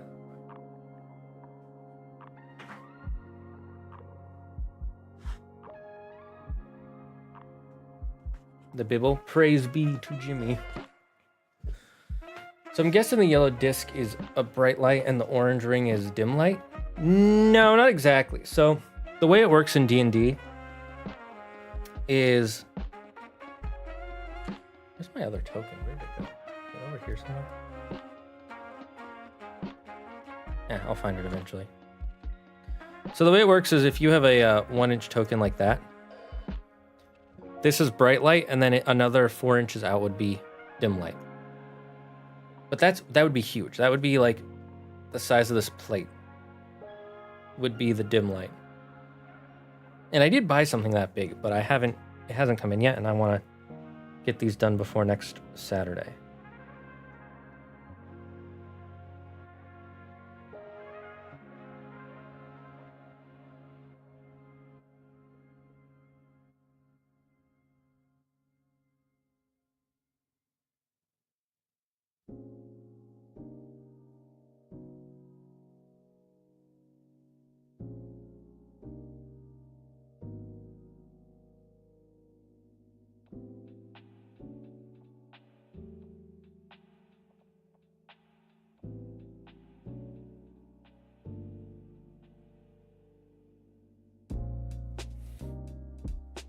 The yellow is the character. Exactly. The yellow is where the character is going to go.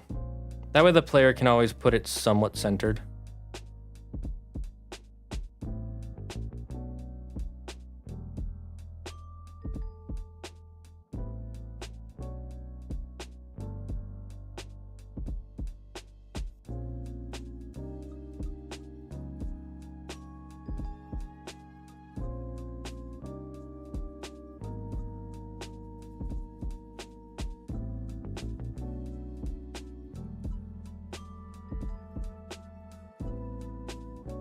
Okay, gotta turn that around. Trying to keep the red on the edges. That way it gets darker as it goes.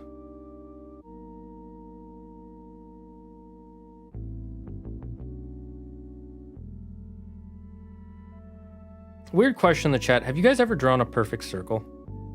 Or not like a perfect circle, but, you know, as close to perfect as you could.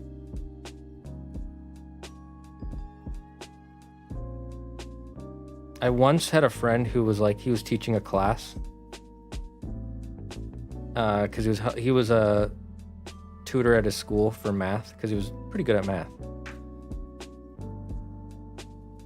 And he's like, okay, so we're going to draw a circle. And he wasn't even looking. He just went, and he looks back, looks at his students, looks at the thing, and he's like, 1 minute. And he takes out his phone and takes a picture of the circle. And he's like, I'm sorry, that's the best circle I've ever drawn. Just offhand. It's been too long since I played D&D. It's always too long. If you're not currently playing D&D, it's been too long since you've played D&D. That's my motto. I'm good at circles, but I can't draw a straight line without aid. Makes sense. I'm good at neither, but I'm good enough at both.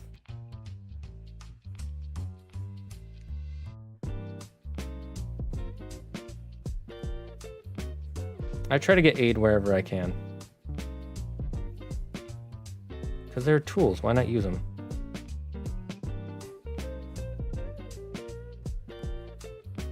Okay, this needs more paint, which means we gotta do some more mixing. We're at the bottom of the barrel. I really need to get a palette.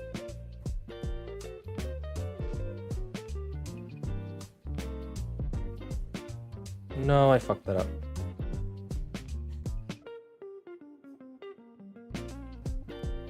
Oh well.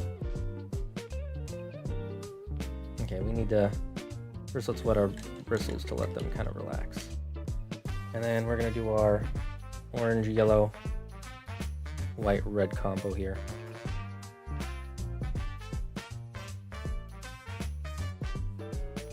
I sure as hell have tried. Oh, that's all that matters.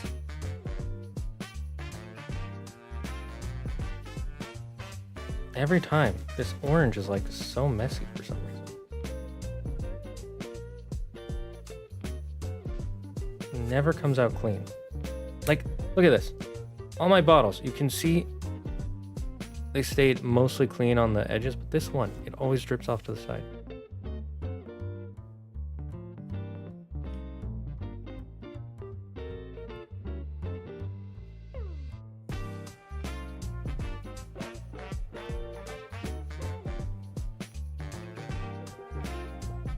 Yeah, you know what? I think that might be too much for it.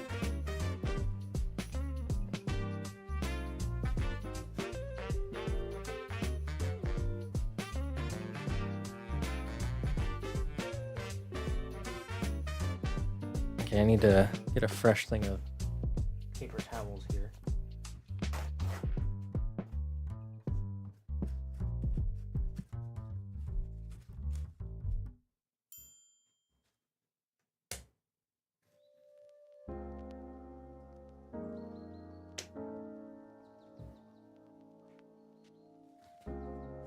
Now this one needs to be cleaned too.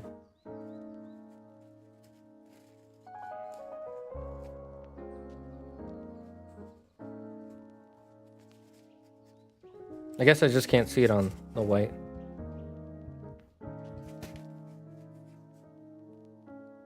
Now for the mixing.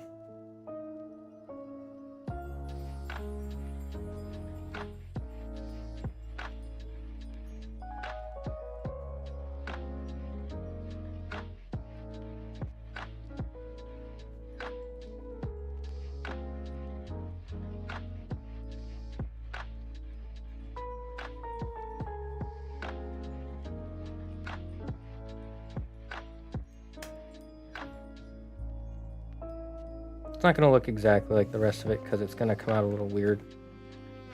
That's fine.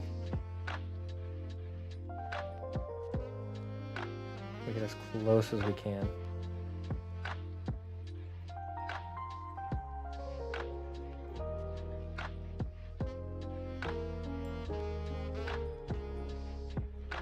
We add a little more yellow.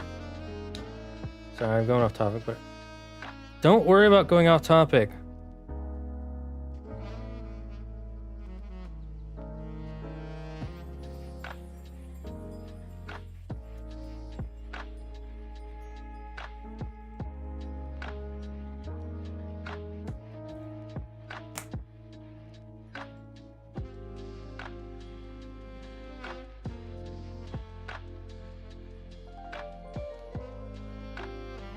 That looks close enough.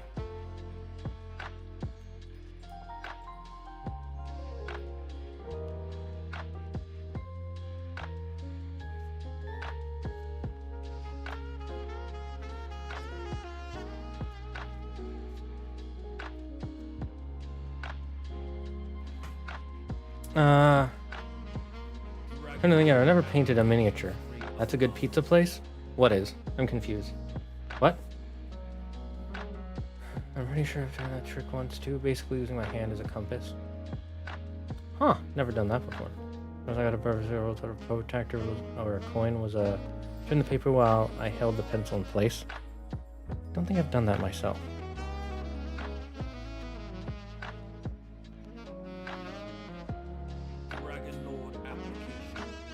Oh, Alpha, thank you for the subscription. Yanny, hi, how you doing, Yanny? How's life? How's your, I know you just told me about it, but I'm trying to remember what you said.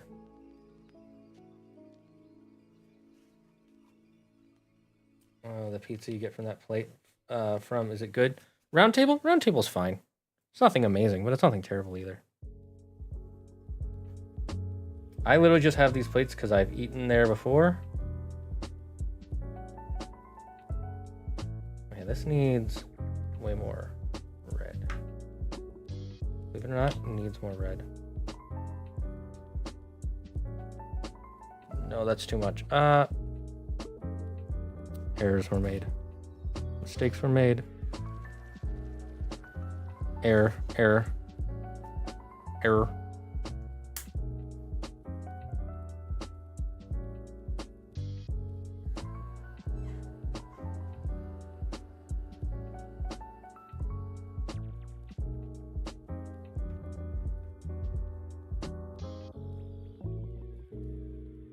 There we go, that's the color.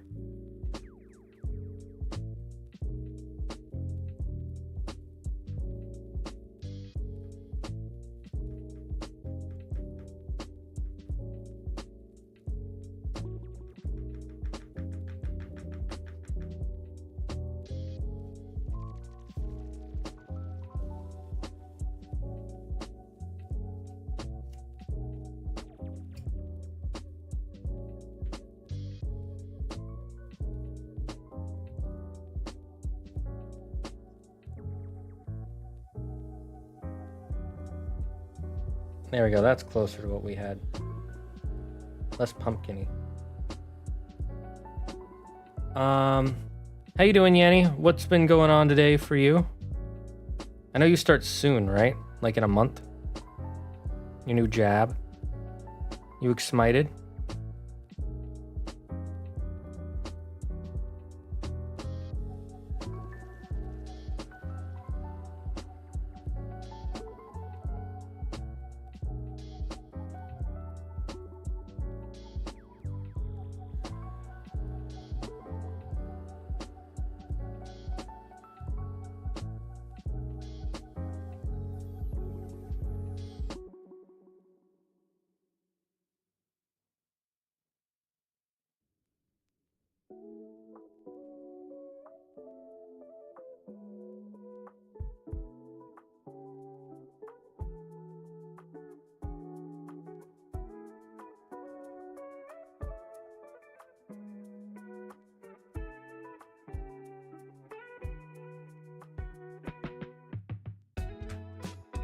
That's pretty good. We're gonna have to live with that.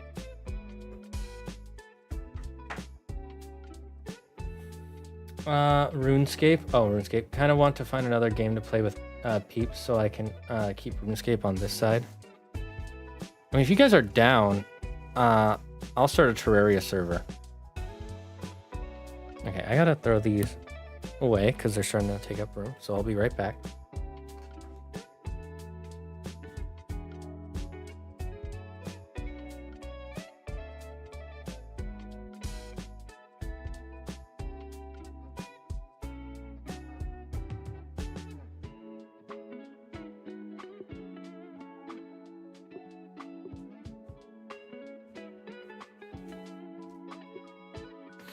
From far away, these look like little cakes. Not gonna lie. Down if the others are down.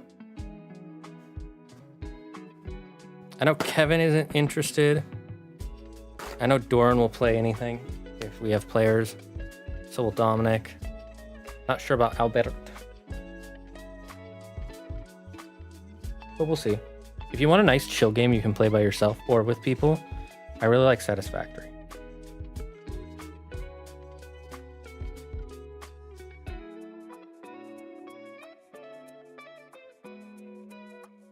I highly recommend.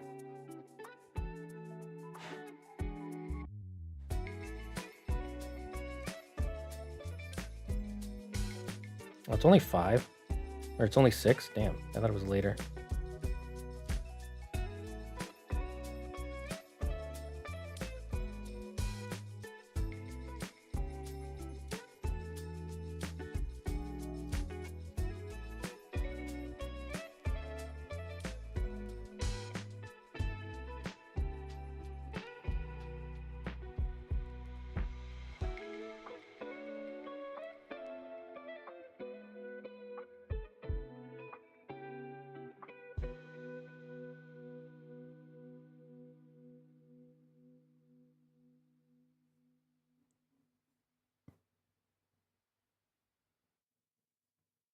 I'm really liking how these are coming out.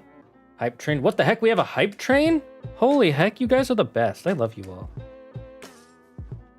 I was looking at farming sims, but not a lot of good ones out. Have you played Potion Permit? Claire, remember, you know how you really like, what's it called? Fuck. Stardew. You know how you like Stardew? Well, Claire really likes Stardew too. And she played Potion Permit afterwards, and she said she really liked Potion Permit. And then there's a few, and then there was another one. I'm forgetting the name of it. I have to look at my Steam library to know the name of it. Because I didn't play it, but Claire did. And she also really liked it.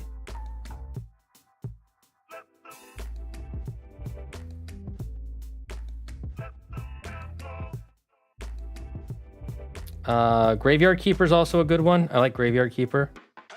It's a bit grindy, but I really like it. Highly recommend.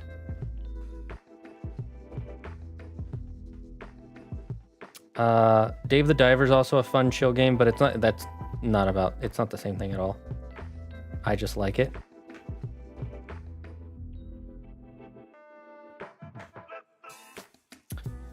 Fudge, what is that name called? It's one where you have, like, it's basically Pokemon, but instead of throwing them out in balls, they come out of cards. I can't remember. I'll have to ask Claire. DM me to ask Claire later. I would ask her now, but she's in the middle of her workout, and I don't like to bug her during her workout, or I'm trying not to more and more. Because that's her time.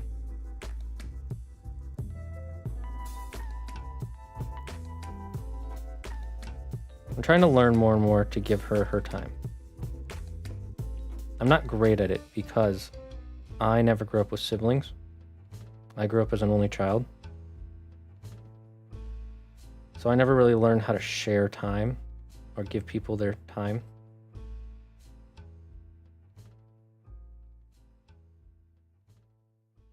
I learned how to be alone. Don't get me wrong, like my parents weren't around 24/7, but You know, when you grow up as a, not single, but as a only child, things can get kind of lonely. So you like human connection, so you don't really understand why people want to be alone. And I'm kind of an extrovert. I have a lot of introverted things about me, but for an introvert, I'm fairly extroverted. Then again, you can't really be one or the other. We're always both. Just which do you lean more at?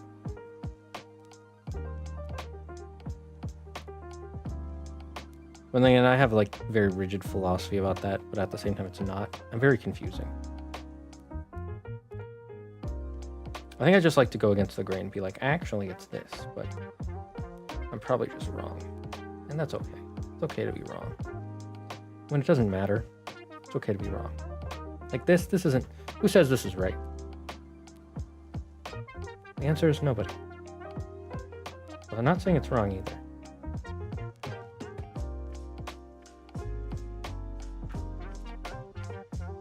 Oh, I missed a spot. Tiny little.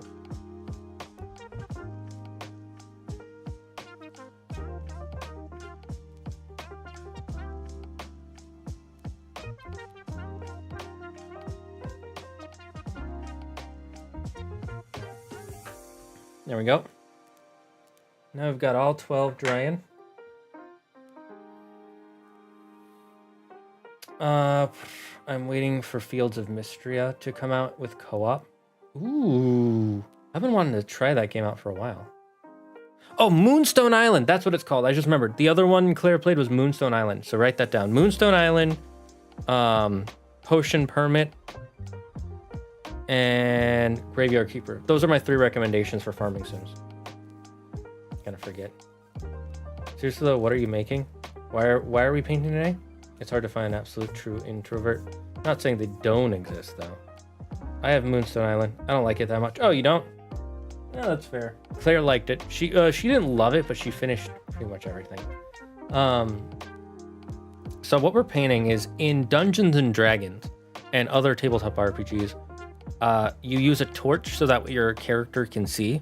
Because if you're in an underground cave or a dungeon, it's going to be dark. There aren't lights set up everywhere, so you're going to need to have a torch as a light source. And torches only create light so far into the game or into the world. So, where's my token? Seriously. Did it disappear?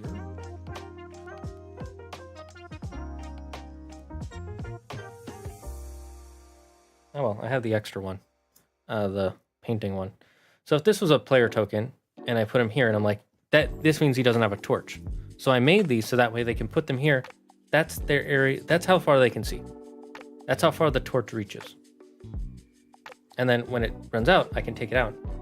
And that way we have a good visual indicator of how much the players can see. And then I can just put a IRL timer of like 6 minutes. And it's gone.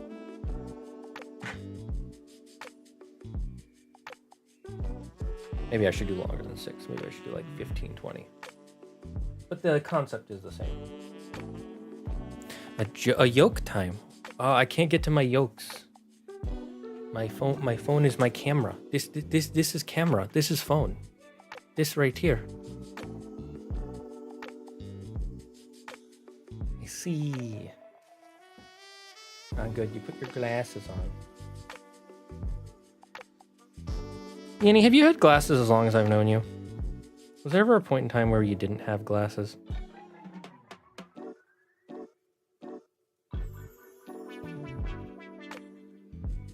So I'm just gonna,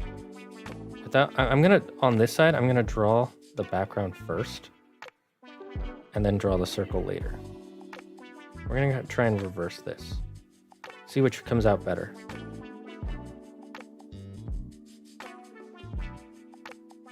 I'm just curious which will look better.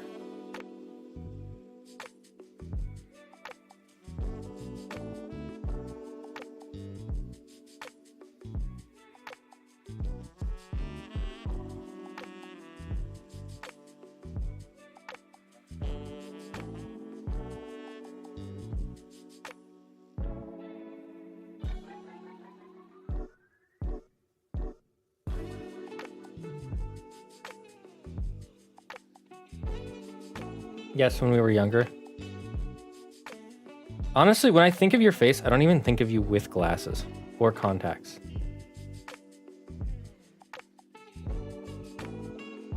So that's probably why. I think in my head, I don't think of you as with glasses. I don't even really think of Dominic or Doran with glasses, even though I know they wear them. Because they don't need them as much as other people do.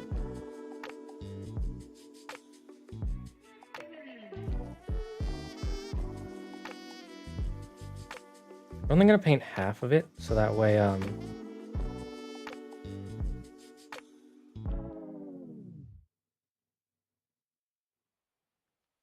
that way it won't be touching the other sides too much.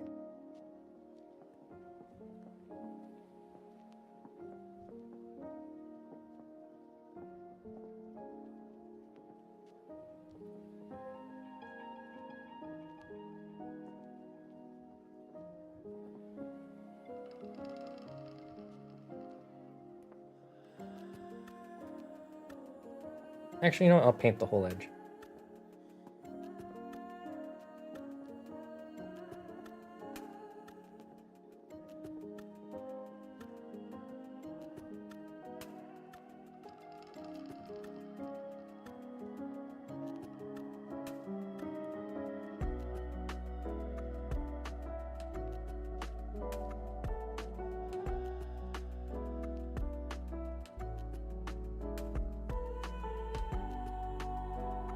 Can I touch this side yet?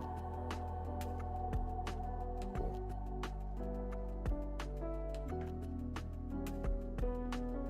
We'll do the rest of that later.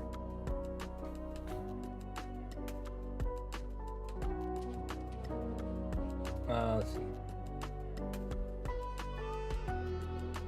We just see them to see better. Yeah, that's me with my glasses too. I very rarely use them. Who needs to see? I personally walking into poles. Sounds a little painful, to be honest. Yeah, Yuki, I think you might want to stop doing that. Just a suggestion.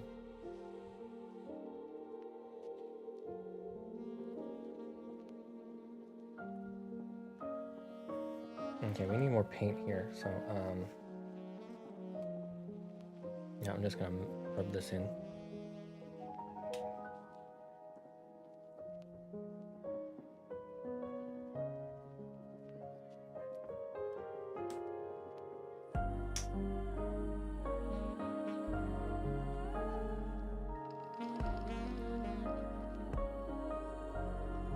Oh, it didn't spill over this time. Thank heavens. We're gonna get the tiniest little drop of red.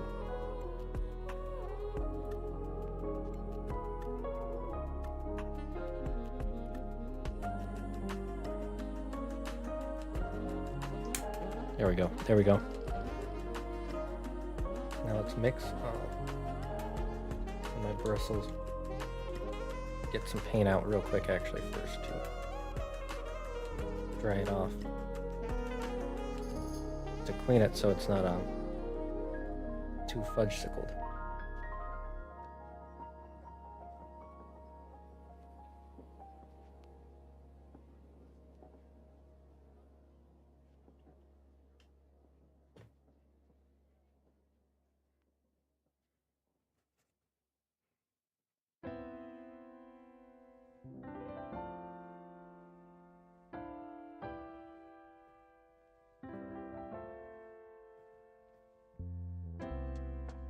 Trying to clean out the bristles as much as I can.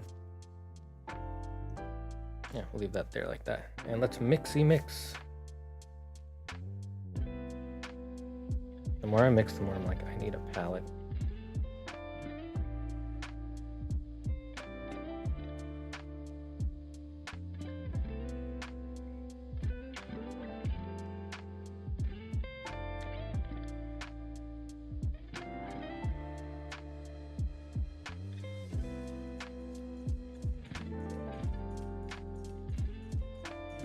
It's a bit too orange for my taste, so we're gonna add a little bit of white. And a teensy bit more yellow. Oh, that's not a teensy weensy bit, but it'll be fine. There's one thing I've learned today. It'll be fine.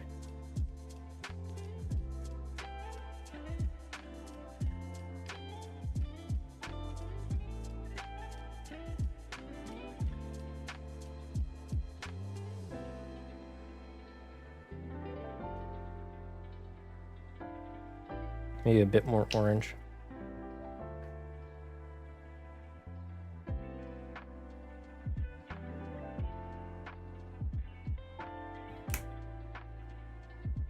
We only have so much more time, chat, because we do have to make dinner tonight and then play Baldur's Gate 3 with my friends.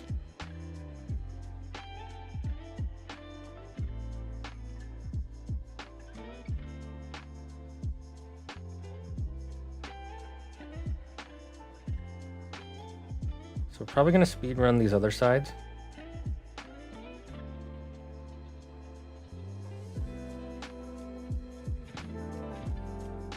There we go. That's more or less the color we want.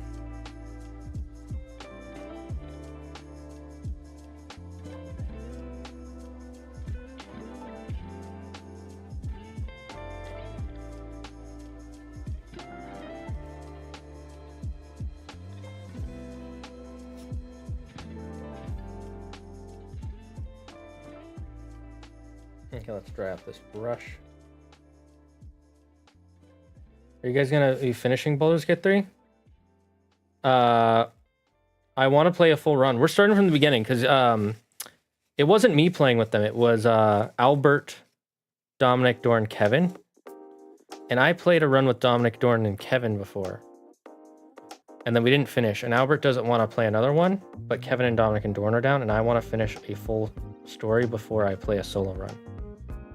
They did the opposite. They wanted to do a solo run first, and then they did their team run, which is fine.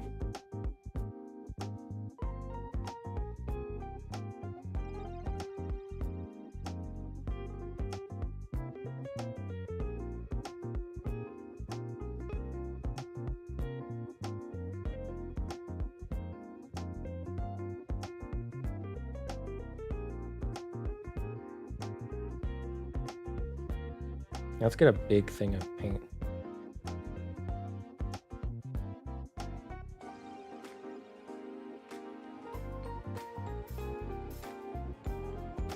I love that one video of Bob Ross where he says, where he paints a mountain range with only using black and white, and to prove that even colorblind people can paint. Because someone sent a letter in saying, I could never paint like you because I'm colorblind. He's like, bet.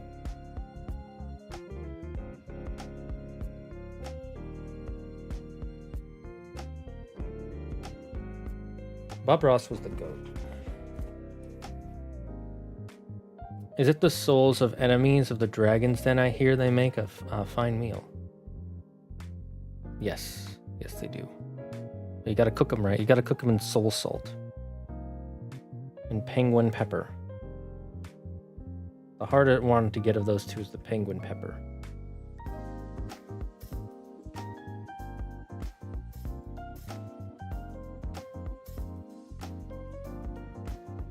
Do you know, by the way, if you like coffee, there's a version of coffee that is made from this one animal's poop, apparently.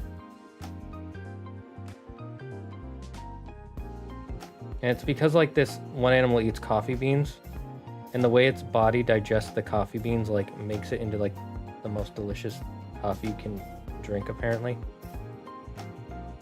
I wouldn't know, I've never tried it. That's what they say.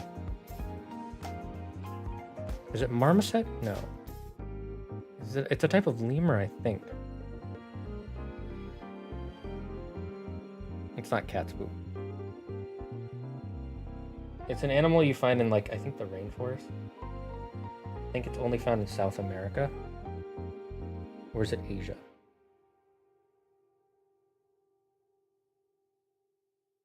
I feel like it's not Asia, because Asians don't really like coffee. They're more tea drinkers, and they like coffee more in South America. Ooh, that reminds me, chat. I tried making my own matcha latte today. It came out pretty good. Not like good quality, but I liked it. But then again, I just like matcha. and milk.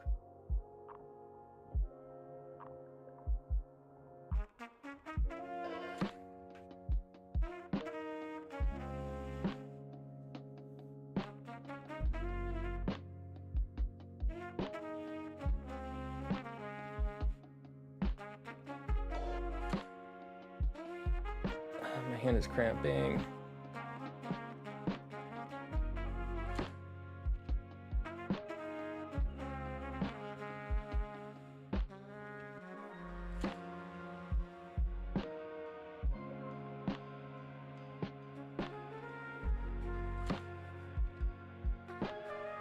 I missed this area.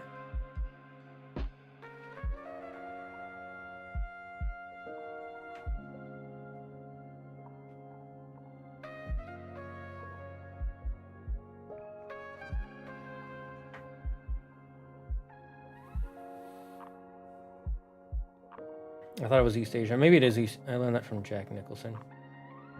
It's cat poop. I'm gonna look it up right now. Yeah, look it up because I'm pretty sure because it's not a cat. Maybe it is a cat, but it's not like it's not a domesticated cat. It's called Kopi Luwak using a civet. It's primarily produced in Indonesia. Okay, so I was wrong. My theory was wrong. But what kind of animal is that animal? Is it considered a feline?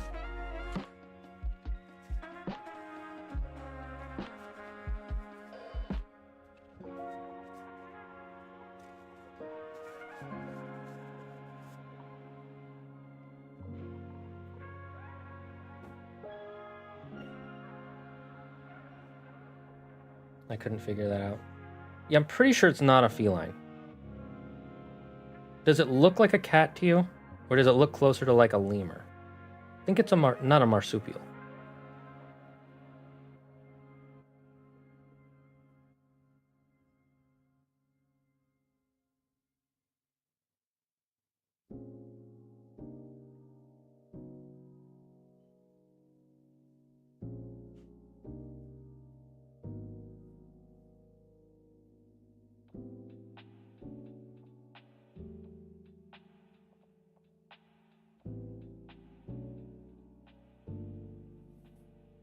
It's a feline type of jungle cat. Is it really? They're the same family as mongooses. Oh, so it's not a cat. Okay.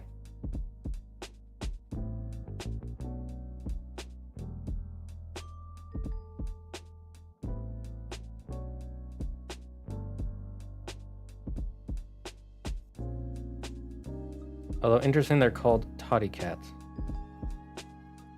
Sounds like Europeans came there and like, looks like a cat. Yes.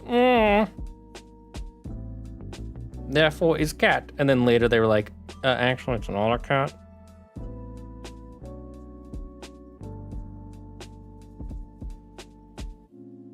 Looks like a cat to me. I don't know. I've seen pictures of it. It does not look like a cat to me.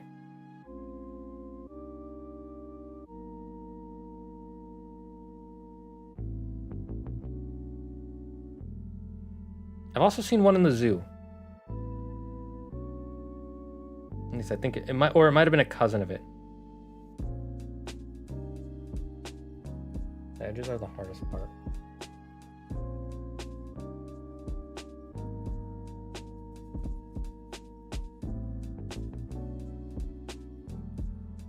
Next time I do something like this, I should do the edges first, so they dry. This is an experiment to see which I prefer doing first, the front or the edges. The faces or the edges, I mean.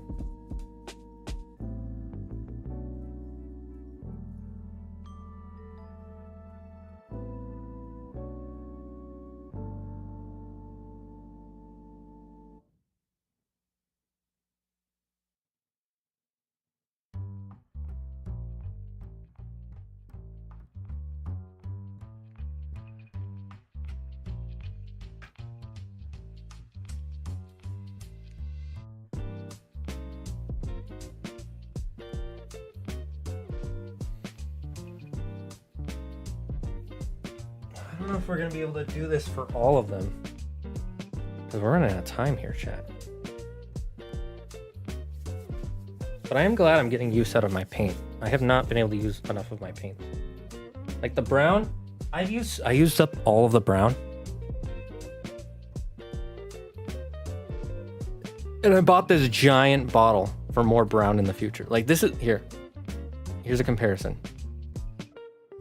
Regular size, the brown I got. Regular size. That's how much brown I use. Because I have to make so many monster tokens and I just use brown for those.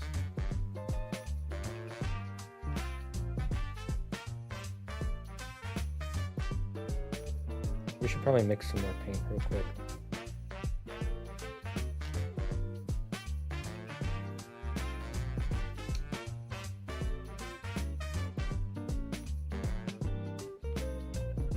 Ooh, that's a lot of yellow.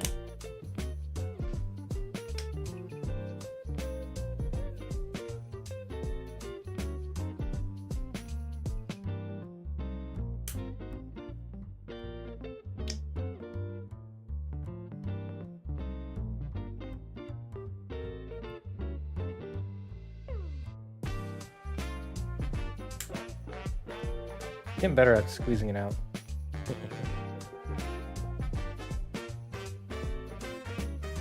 Phrasing.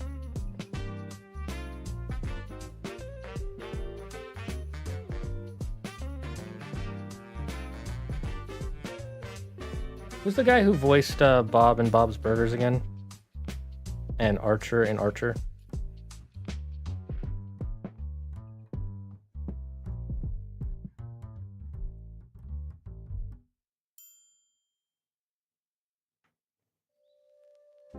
Did we watch Blood of Zeus yet? Yeah, we saw it yesterday. No, there will not be a Blood of Zeus Season 3 video. Because we're working on a Season 2 video right now.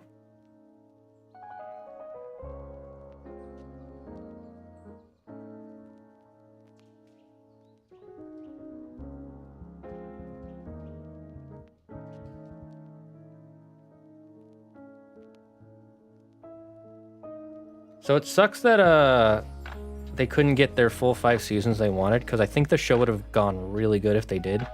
Because I watched season 1. We were not a huge fan of season 1. We thought it was okay. It was fine. Season 2 was so much better than season 1, and season 3 was really good. For what they had left to do, it was really good.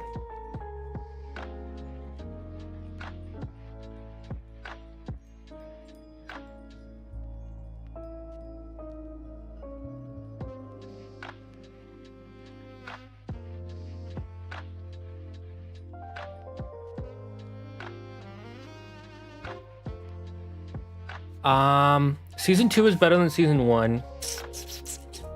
I don't know if season 3 is better than season 2. Because there's like one major thing that doesn't make sense in season 3. In my personal opinion.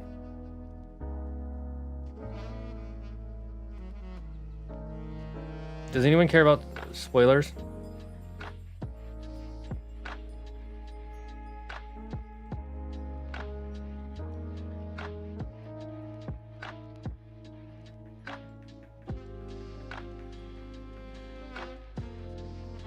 I'm gonna do this. Save some of that paint.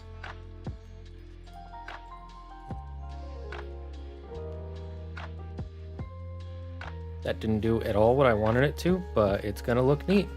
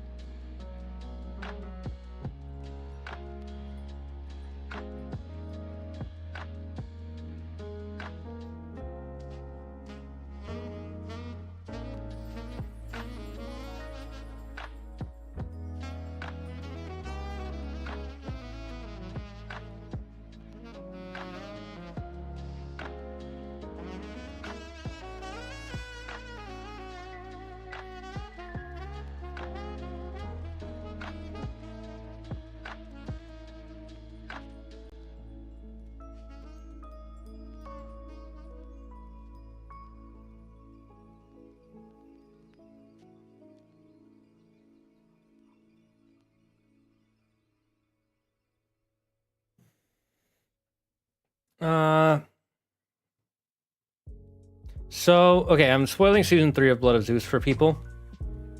So in season 3, at the end of season 2, it ends with, what's her name? Gaia releasing Typhon. And then Typhon goes and he goes into the other world and releases the Titans. You know, Cronus and all of them. And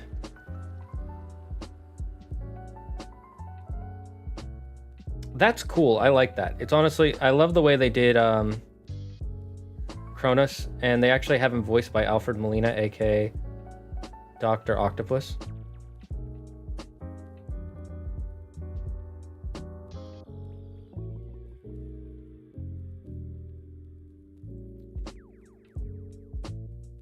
And the thing is, she's like, oh, I guess I'll listen to you, but I have some rules, yada, yada, yada, right? And then she's like, oh, I'm summoning the Furies, and the Furies will punish the gods for how they've been acting. You guys have been terrible, blah, blah, blah, blah.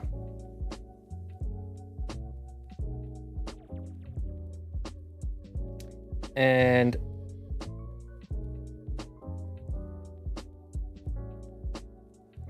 so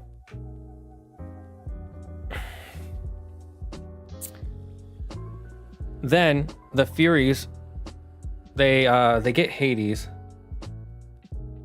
and there's like this pit or whatever, and it has this like energy blast that this energy that keeps going up. It kind of like an elevator,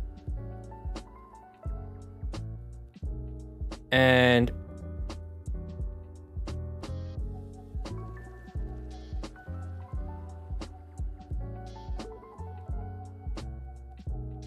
then they're like, that is the pit. It is the most dangerous thing even the gods fear, because it'll destroy your very soul. You can't live in the afterlife. If you fall in there, even if you're a soul in the afterlife, you will be completely evaporated into nothingness. And they were like, it's so evil that even the gods were like, we will not use it on the Titans. Which are like, what? Which made me go, why not? But whatever. Let's say they're like, oh, we're above them, so we're not going to completely destroy them. And then here's the thing. He brings a soul, one of the judges of the dead, to the pit, and then throws him in to show off, like, oh, I'm willing to do it.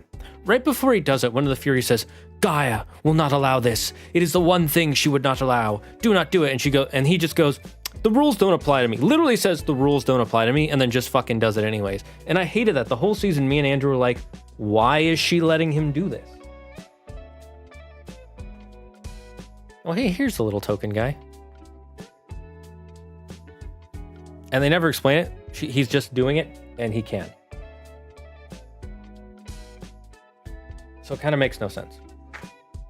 I need to drink some water.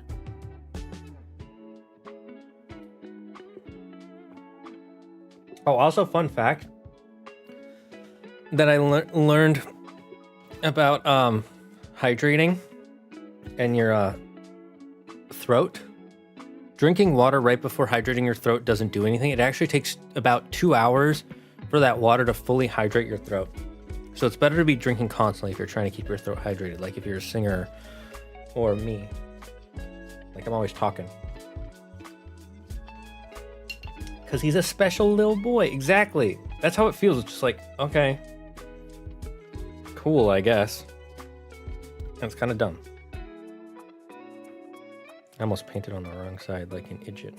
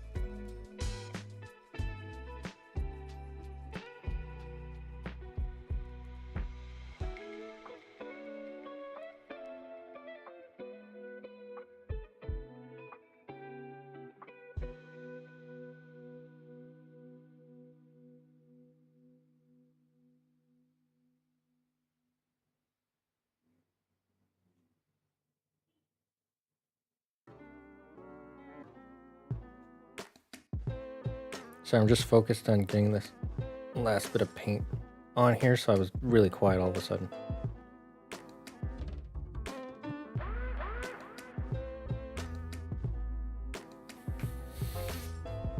Life tip,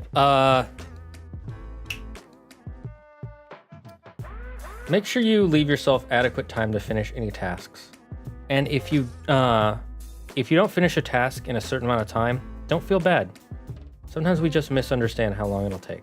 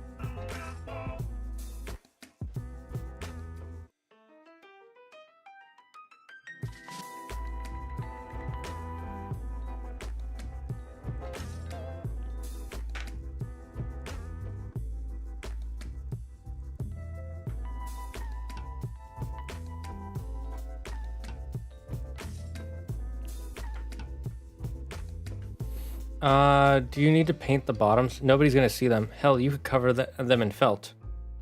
I could, but I'm going to... I like to paint the bottoms because I like the colors to be the same on both sides. I don't want them in felt because I want them to be able to slide around. I mean, felt can slide, maybe. I don't know. Anyways, and I'm gonna repaint the circle on the bottom side to see which side comes out better. Plus, I like the token to be the same color all the way through.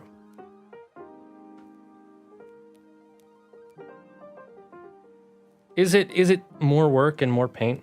Yes. Is it worth it? I don't know. We'll see. I'm gonna actually clean this up a bit.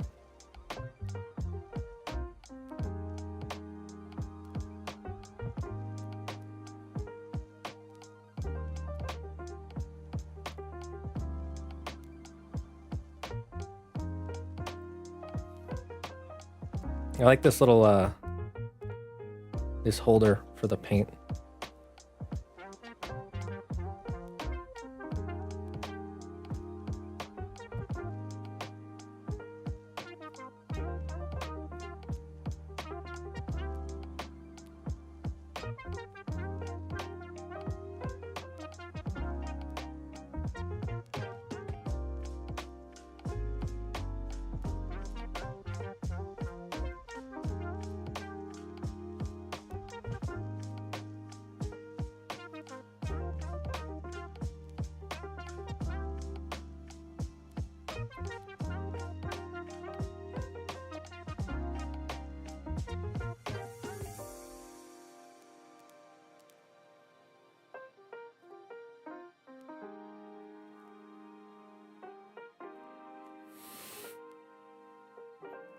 Also for a Halloween stream, you and Andrew should play Werewolf the Apocalypse Earthbound.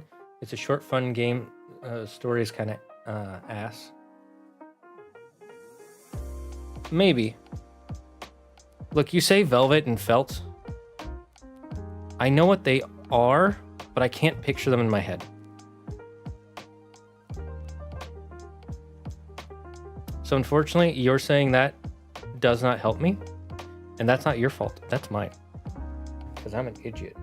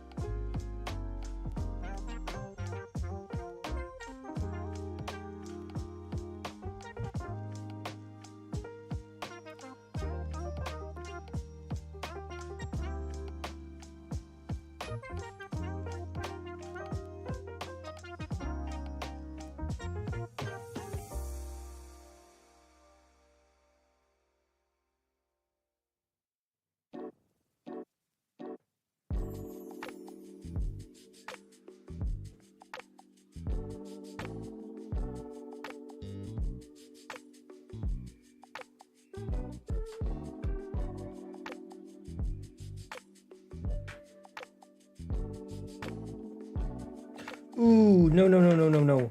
No, no, no, no, no, no. I got some paint on my monitor.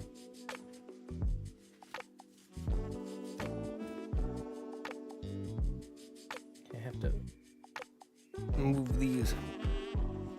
And I gotta get a new thing of paper towels.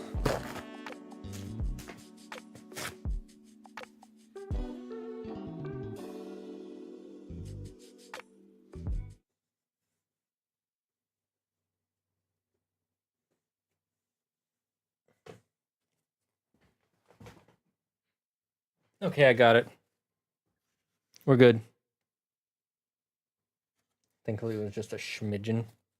A pigeon schmidgen. But it bothered me nonetheless.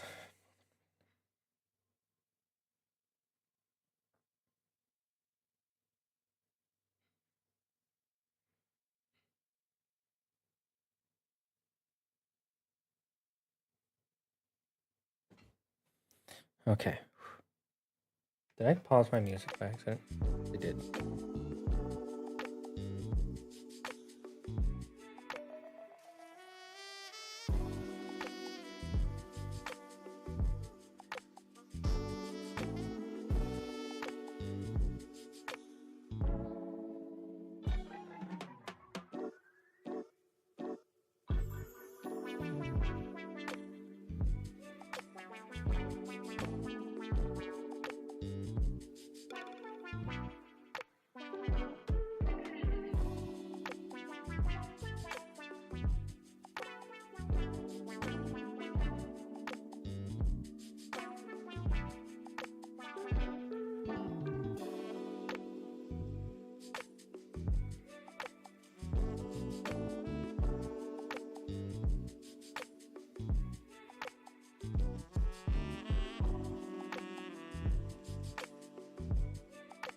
Okay, that's pretty good.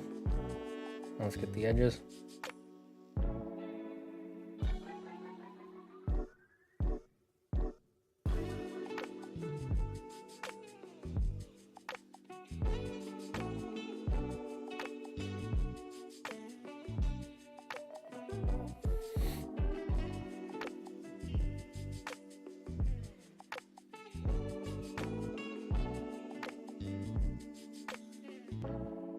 Okay.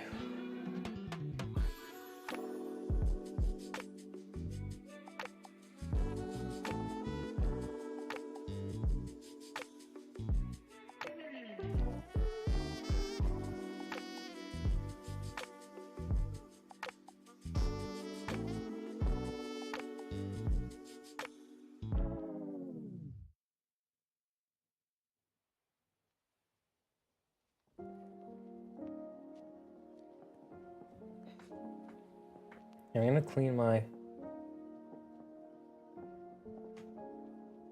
clean my fingers here because I don't want to ruin the other side that we have painted. Pick your picks. I can't look at it right now. I have paint on my hands.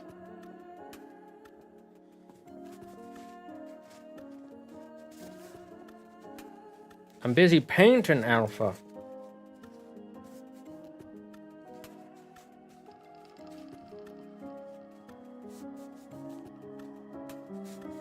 So, does anybody, how was everybody's week? What did everybody do? I'm gonna actually clean my hand just a bit.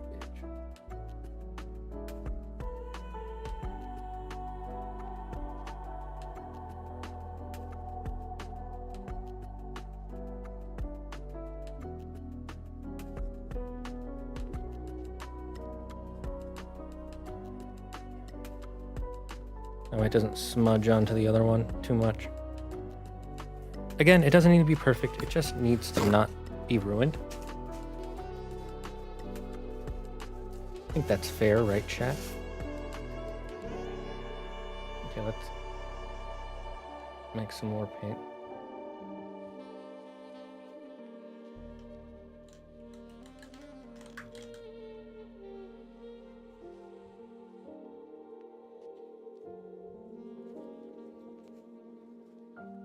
Don't want it to cake on here too much. So I'm going to clean this real quick. Or clean it as much as I can.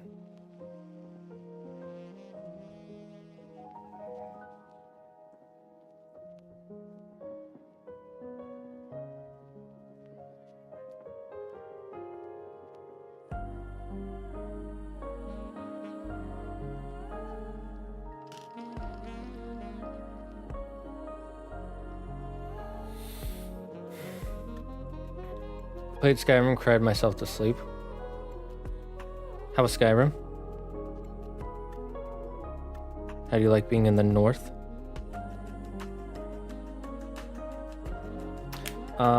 Did a bunch of job applications and played Doom Eternal. Ooh, you getting ready for next Thursday?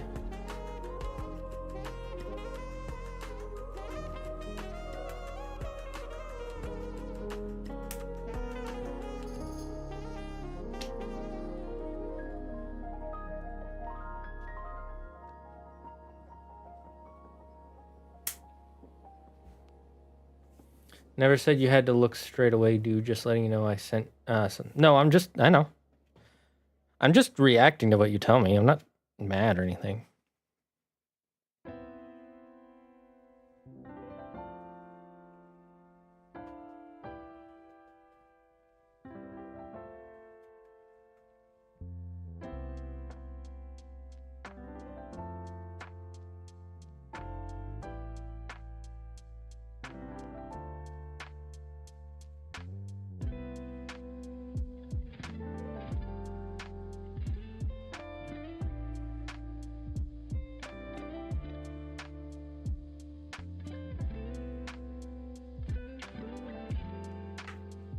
I'm gonna add some white and some more yellow.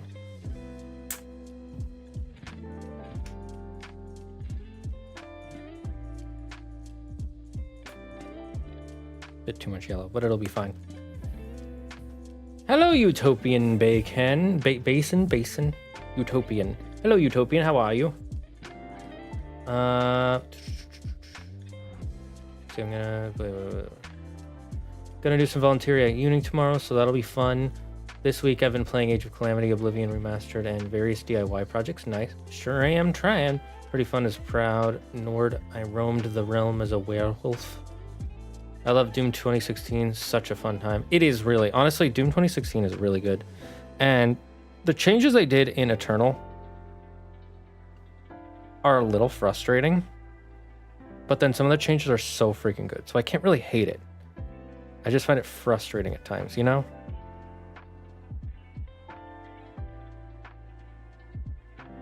Let's do a tiny bit of red. Tiny bit.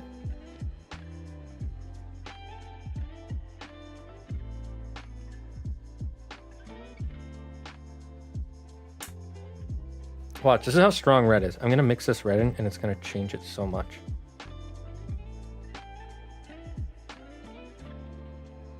Look at that. You probably can't really see it in the camera, but this is our changed one, and then over here is pre-red. You can't really see it unless you're like looking at it IRL. But red is so powerful.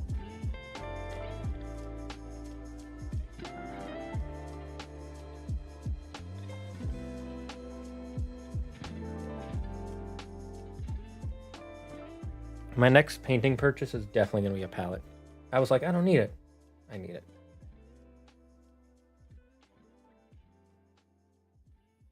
I like Wolverines a lot. That's cool. Werewolves a lot. That's cool. Good for you. I like them okay. I think they're pretty cool. But I haven't thought about it too much. Eternal isn't bad, but I'm not liking it as much as 2016. Although maybe the last two missions in Ancient Gods will change that. So here's the thing about Eternal. Is in 2016, you can basically get infinite ammo and you can keep re-upping your ammo. And you can just use the same gun over and over and over. So whichever gun you like, you can just keep using that. They really wanted people to have to change guns more. So ammo is a lot harder to come by in Eternal, which can be either really frustrating or really rewarding when you finally learn how to use the system to your advantage.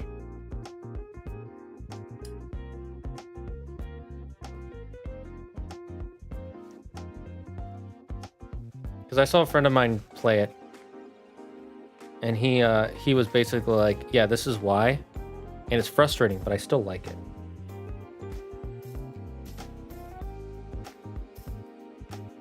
And I didn't notice that when me and Andrew first played.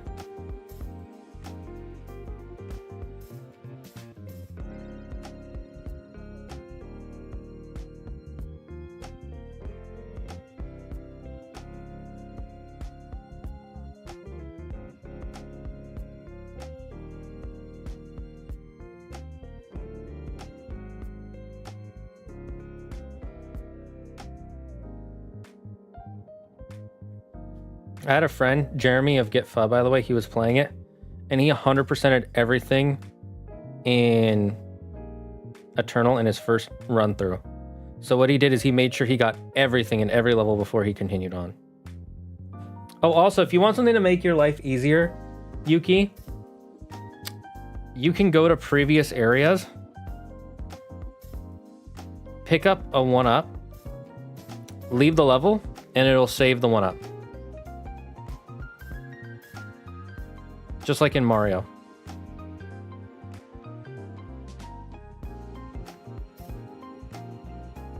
So if you want extra lives, if you want it to be a little bit less frustrating, you can do that.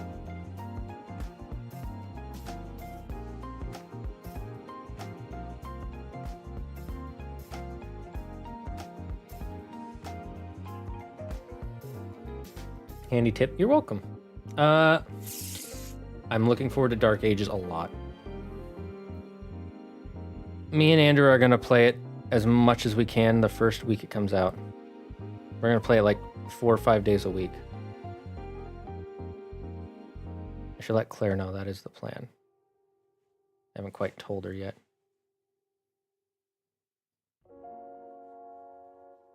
I'm hoping we can clip farm.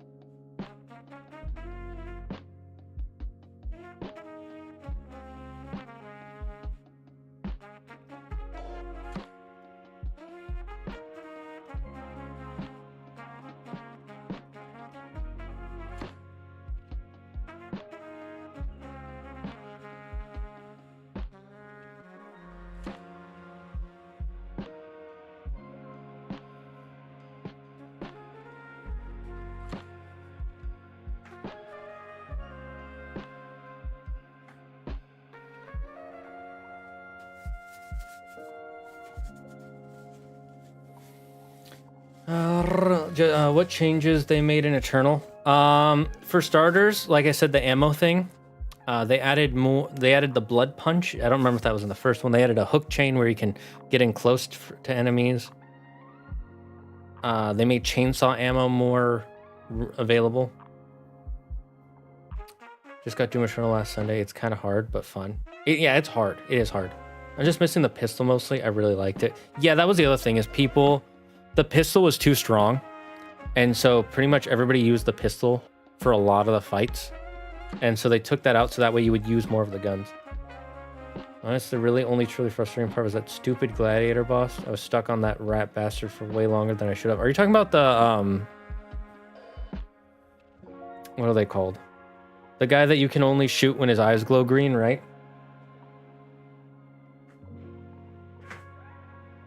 Are you talking about that guy? Or is there another guy I'm forgetting? I was watching more of your old Kingdom Hearts vids. It must have been so disappointing when Kingdom Hearts started the release, because hearing the excitement was really sad for me. Lol. Explain, Demon Blades. So disappointing when Kingdom Hearts 3 got released. Honestly, yeah, it was pretty disappointing. It's not a terrible game. It's good. It has some fun gameplay, but the story just did not hit for me. It didn't. It really didn't. And I know some people, it's like, it's subjective, but I don't think it wasn't like, so it should have been like Endgame, where it was like, it's the final, it's like the end of Marvel, quote unquote. It's the end. We're at the end game. And it didn't feel like that. Like coming up to it was like, yes, yes, yes. And then it came out, I was like, oh, this is good. So it was just really disappointing for me. Thoughts on Lilo and Stitch live action? I'm honestly surprised they didn't do it earlier. It's a fun, I'm interested, but I don't think it's going to be as good as the original. That's my thoughts. Because I don't think they're going to make Lilo as crazy as she is in the original.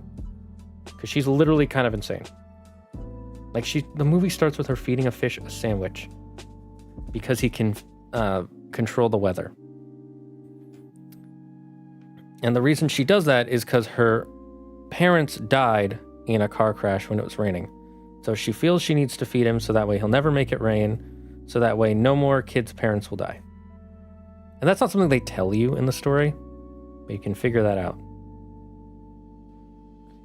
And then there's also the fact that literally the next scene shows a girl says she's weird for believing that, and she just throws hands. She just starts beating up another kid. They're not going to have her do that.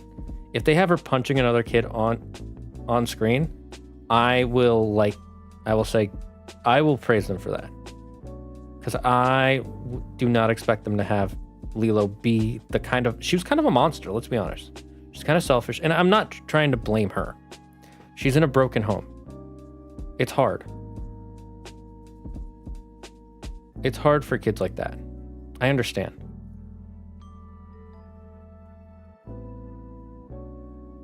But it's still kind of fucked up. And then the other thing is, she then goes home and makes voodoo dolls of her friends and says they need to be punished. She says, my friends are not nice people.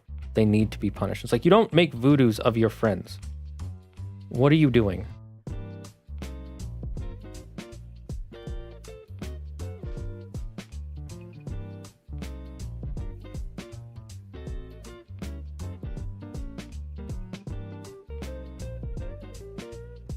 That being said, I'm excited.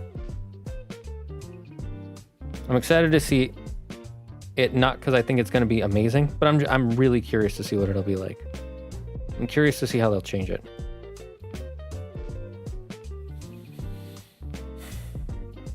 You know what? I retract that. The platforming in some of these missions is rather annoying. It's difficult, but I really liked it. They made it so that you replenish the first chainsaw hit naturally. Yep, that makes it really nice. No, not that. The Marauder wasn't too bad. It's like a proper boss. First stage is with a shield. Second stage is with 2 meteor hammer things. I don't remember that boss. I'm not gonna lie. The actress for Lilo looks like a wet noodle in the trailer. I only saw the trailer once, so I don't really remember her. Do you mean like she doesn't really look like she's emoting enough? That may be, and part of that is because she's not animated. I know some people she doesn't have to be animated. It's like, yeah, but here's the thing. You can make people look way more expressive when they're animated than in real life. Like, look at the guy playing live action Luffy or live action Aang. Neither of them is doing a bad job. But you can't get that huge smile that Luffy has. Or that, childlike puppy dog eyes that Aang uses in some of the first episodes.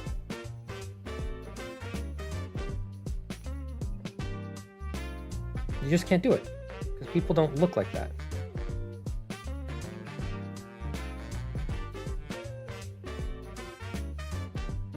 Ooh, that's way too much. Ooh, that's way, way too much.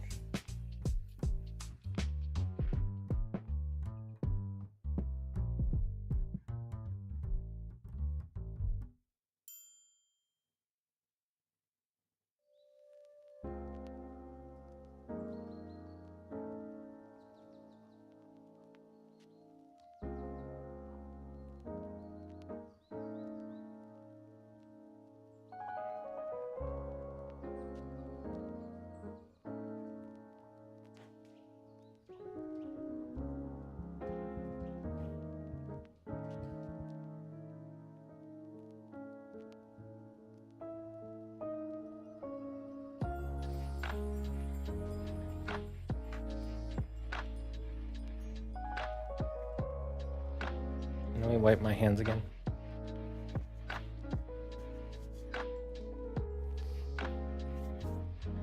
Okay, we only have about a half hour left, chat, at most. So we're gonna have to finish these bottom sides, and then I'll do the other side some other time. Maybe I'll do them over the weekend, and maybe I'll stream it. We'll see.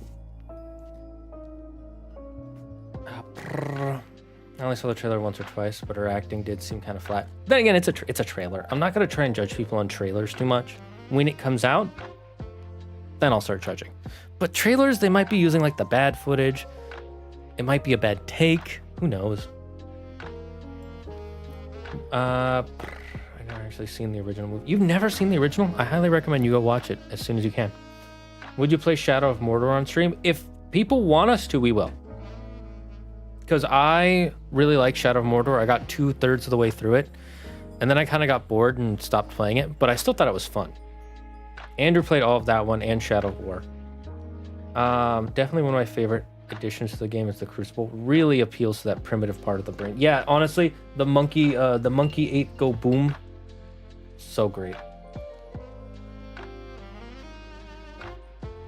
With the fucking sword, just wham, dead.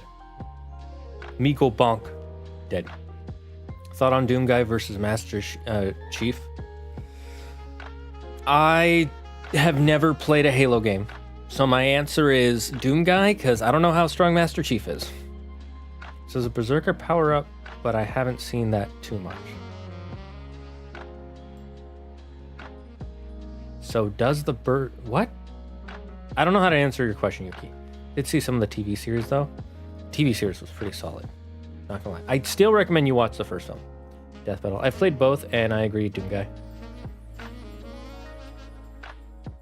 There was a death battle. Yeah, I know there was. I knew there was a death battle, but I'm not. Then it's just me taking someone else's opinions and respouting them. I try to do my own. I will use their information to be like, they say this, and I agree or disagree. But again, I haven't played Halo, and I don't think it's fair for me to say who wins there if I haven't touched Halo. I just don't. I'm not saying you can't. I just don't think it's fair.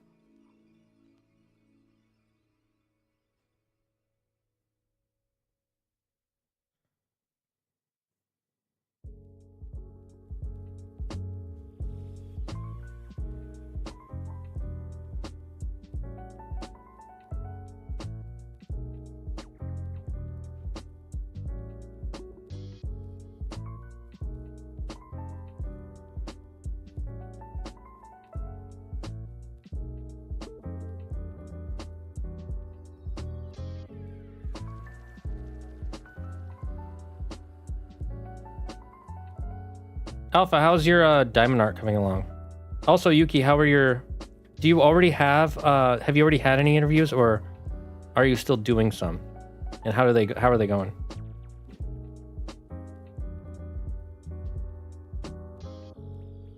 If you want to talk about it. That wasn't a question, just in addition to... Oh, no, I know. I'm just speaking out loud. I'm just speaking my mind here. Look, I gotta reply to all your chats. If I don't, I'm not engaging with chat enough.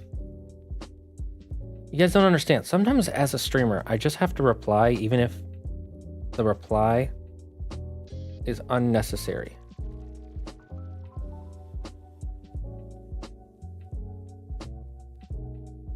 Kind of like how YouTubers have to react to every movie in their genre that they like. Like if you're a Lord of the Rings YouTuber, you have to watch Rings of Power even if you hate it.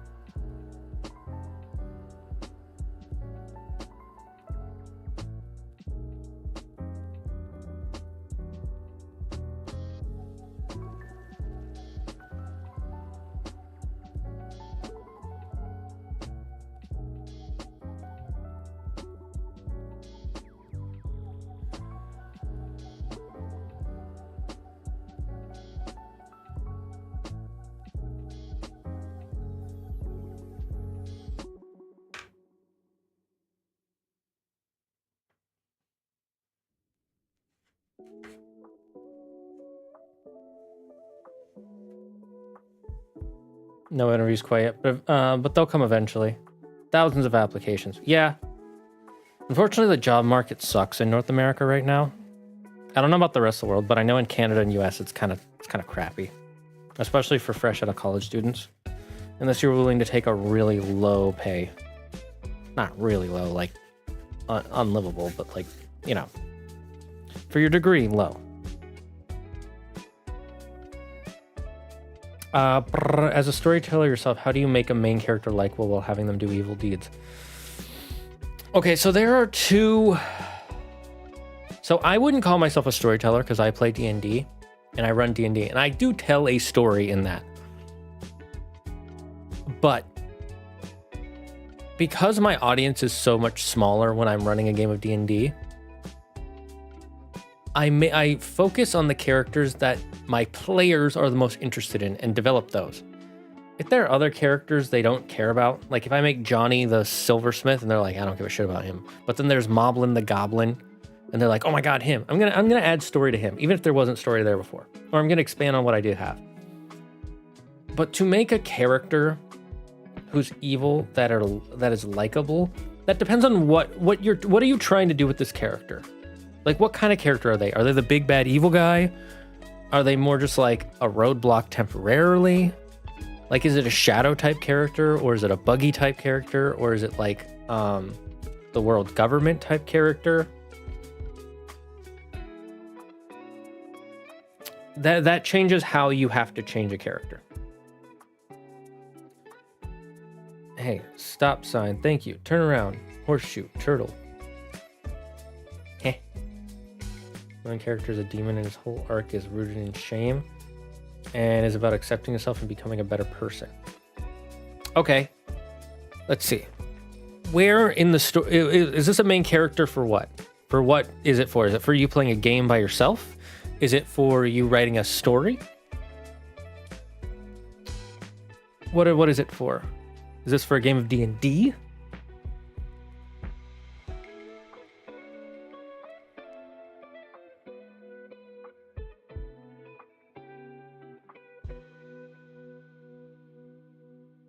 Okay, we're gonna need more paint.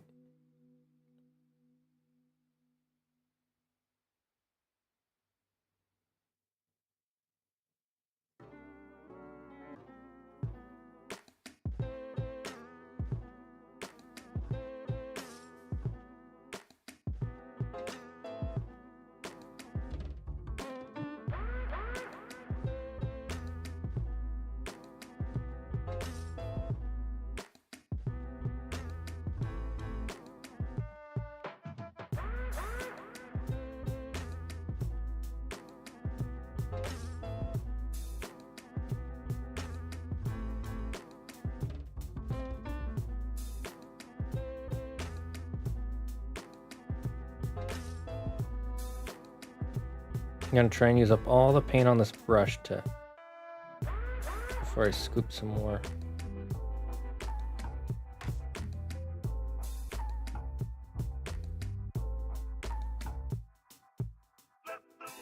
Okay, I think we're gonna have to make some more. Yeah, I don't have a lot of paint left.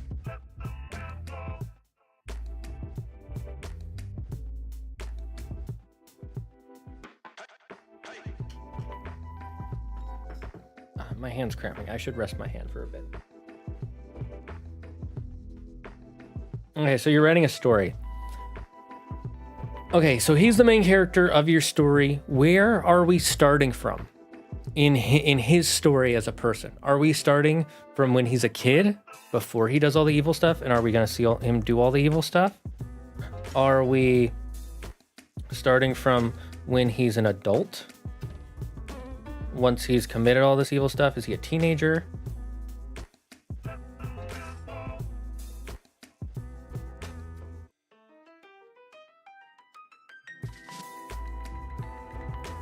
Because that'll help me help you. I just need some work for the summer since I won't be able to work once I start teacher's college, so I'll just need about anything. That's fair. Making money, your biggest wealth building tool is always your income.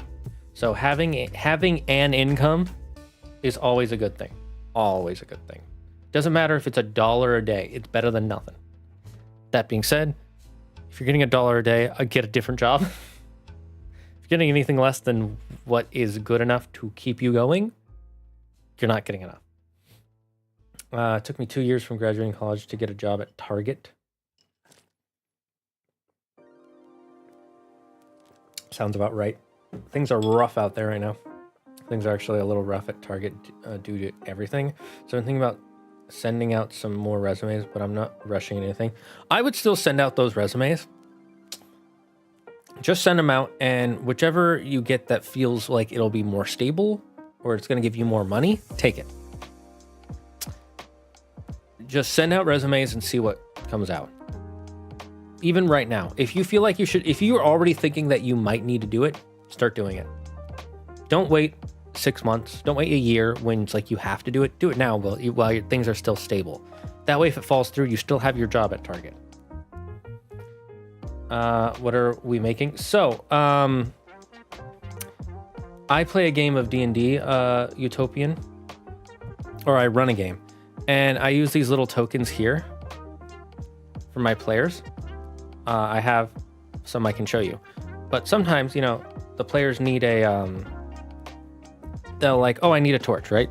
Well, how do I represent the light of a torch? We could just say, oh, you can see or you can't see, or I can go, boop. That orange is your torch, the yellow is you. And it came in a lot more orange than I would have liked.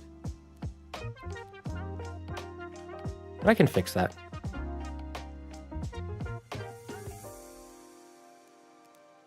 It starts in the present, and by this point he's already done a lot of evil stuff. He's also an adult.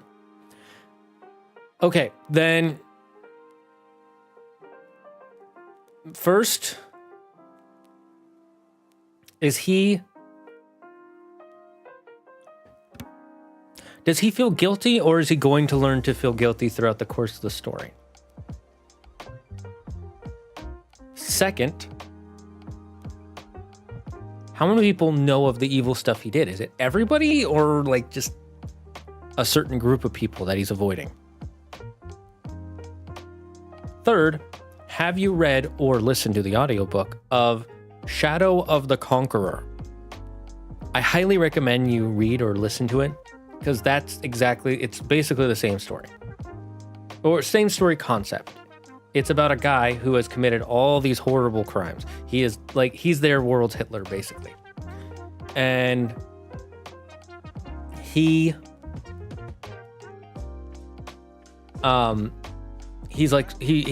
grows old. He escapes getting sent to prison or executed, and he grows old in secret and hiding. And he starts to feel really guilty about all the stuff he's done. And so as he's about to die, because he's like an old man, he's dying, he like wishes he hadn't done what he did. And then he suddenly becomes really young, and he looks like what he looked like when he was 18. And so nobody recognizes him. And so now he goes around the world trying to help people to kind of free himself from the guilt of all the stuff he's done, to redeem himself. He's going to learn to feel guilty. It's people who knows about the supernatural. Expand on that. I'm confused. Exactly what do you mean by that? If there was a job paying $1, I'd be concerned, since that's way below minimum wage. It is. But my point is, mathematically, getting paid is better than not getting paid. That being said, having a good job should be on everybody's list of things to do.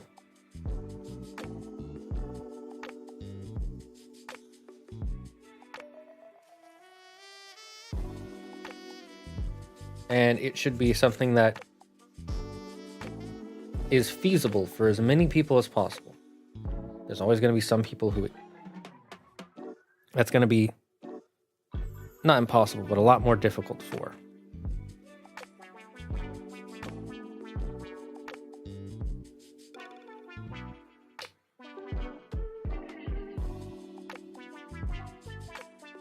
I'm talking about people with like mental health issues, or, you know, like severely autistic, it's going to be harder for them. Not impossible, just harder.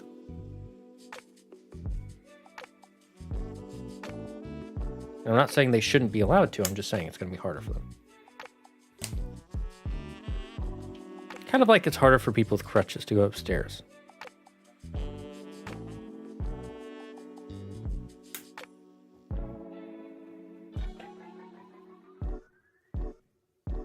These came out way more orange than I would have liked. I can always fix them.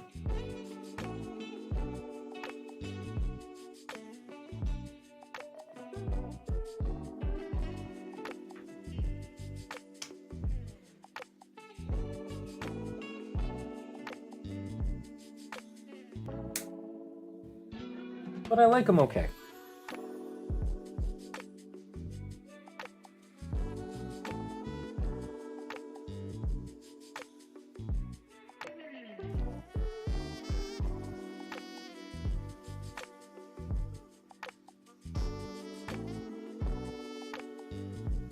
Okay, let's mix this. Let's add in some more yellow for this, actually.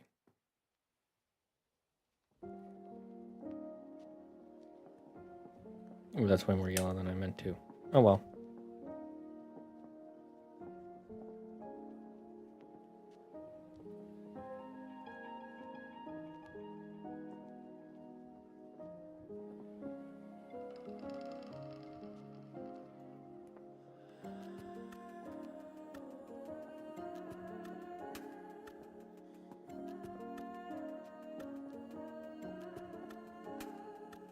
I think after the stream I'm gonna buy a palette.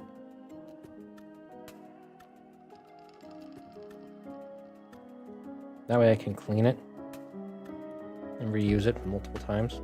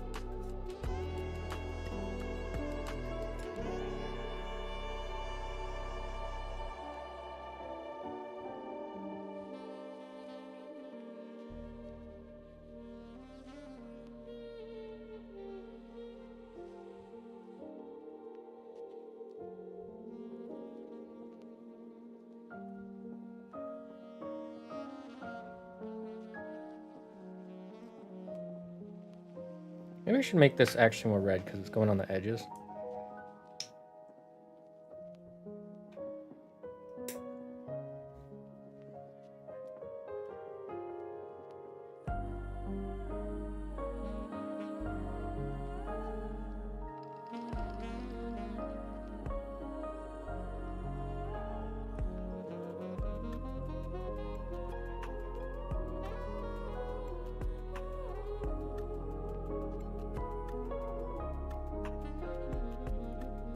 I'm being lazy because it's the last two.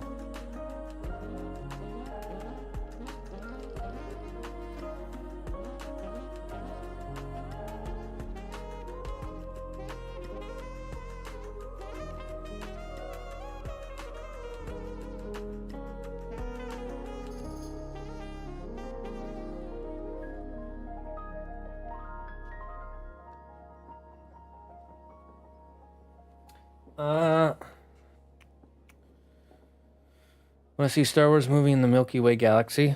Not really. The point is it's supposed to be as another universe, basically. So putting it in the Milky Way I don't think works, personally.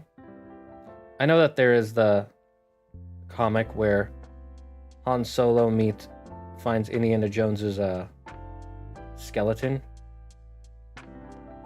But I feel like that was more of a joke than something they actually wanted to do for the story.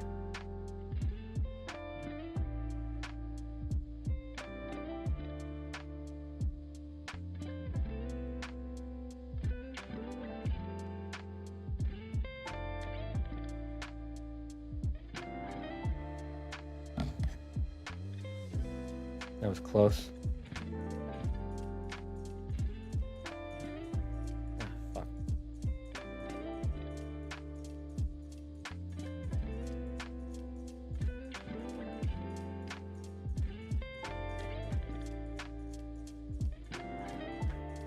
We'll fix any mistakes later, if they need to be fixed. Okay, I need to throw these excess away. I'll be right back. Then we'll do the last one, then we're done.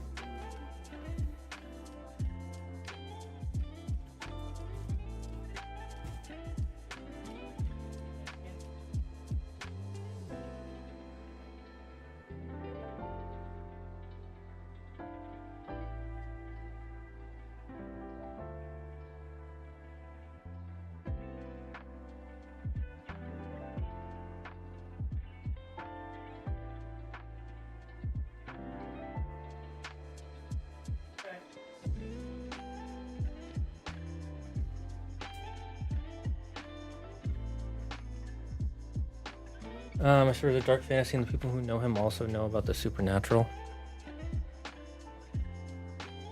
Okay. But like, how do I explain this?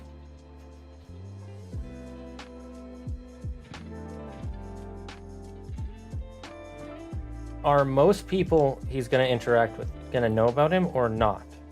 That's the question. Because it doesn't matter if... Like, think of it like Devil May Cry, right?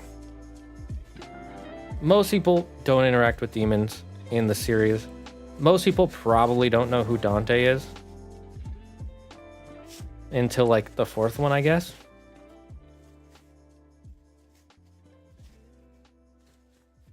And yet, everybody who talks to him is like, I know who Dante is. He's this person. He's that person. He's my brother. He's the guy who who's the son of the guy who beat my boss, or, you know.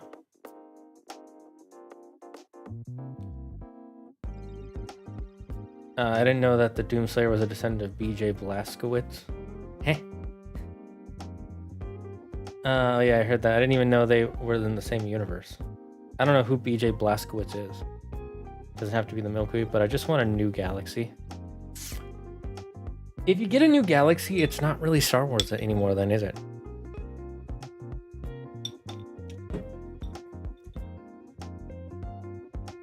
Part of the point is that it's the story happening in the galaxy. Guy from Wolfenstein. Never played Wolfenstein. Always wanted to. Looks like a really great series. The general idea people will know of him and his evil deeds. There's only a few people who know him personally. Well, yeah, that's... Whether they know him personally doesn't matter.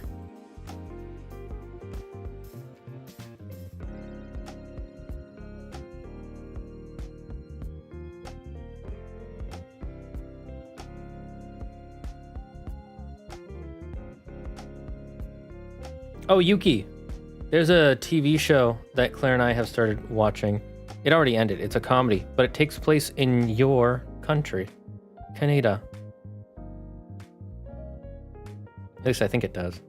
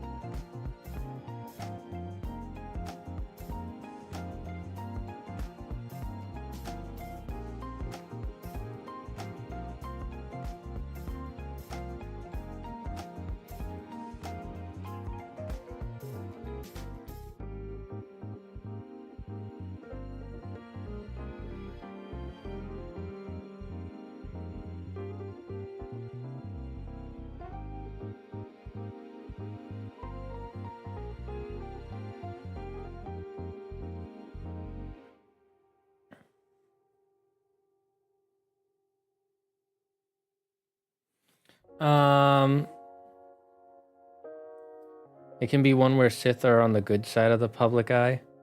Oh, what's it called? Schitt's Creek. It's a comedy about a bunch of rich people who suddenly lose all their money and they have to move to this town called Schitt's Creek. And apparently it takes place in Canada.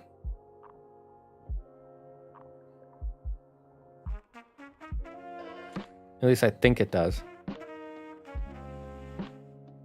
I also know Kim's Convenience takes place in Canada.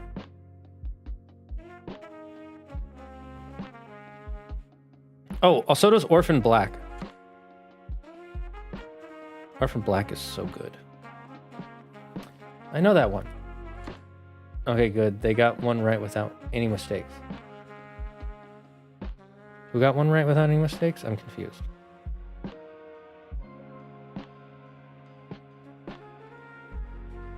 Schitt's Creek is pretty funny.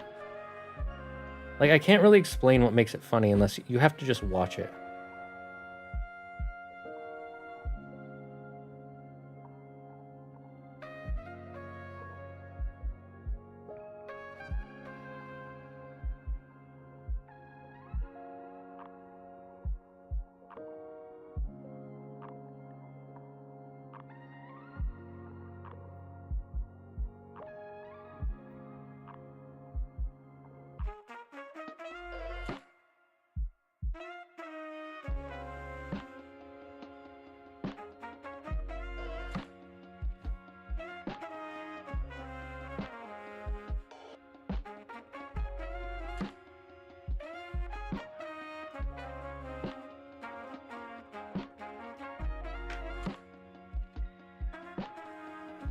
Okay, I think we finished for now. Let's get one of the dried ones and see how it came out. I think some of them might be dried. We'll give it a minute.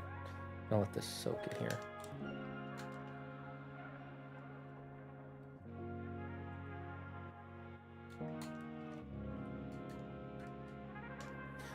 Is it maple syrup and igloos? We ride polar bears at dawn. The hell? No, that's the Alaskans. The Alaskans ride the polar bears. You guys ride the maple corns. Funny enough, my high school chemistry teacher showed us an episode of the last day of classes back in 2020. It's good. It's good. I highly recommend watching more of it if you were at all interested. I would start from the beginning, though. It's one of those shows that just gets better because you get into the characters and you see how they kind of got to where they are.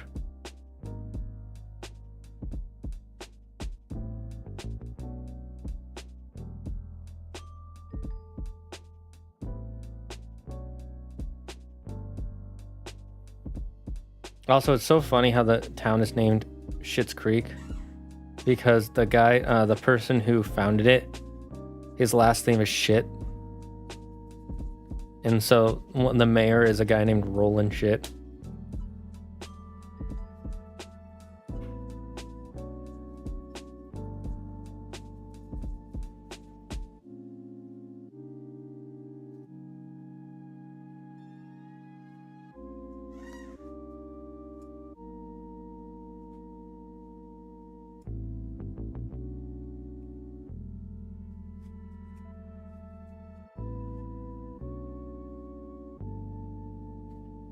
Let's put these to dry.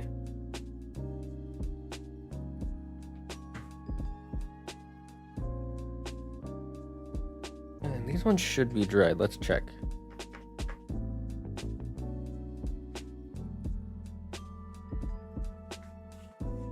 Yes, that is his name.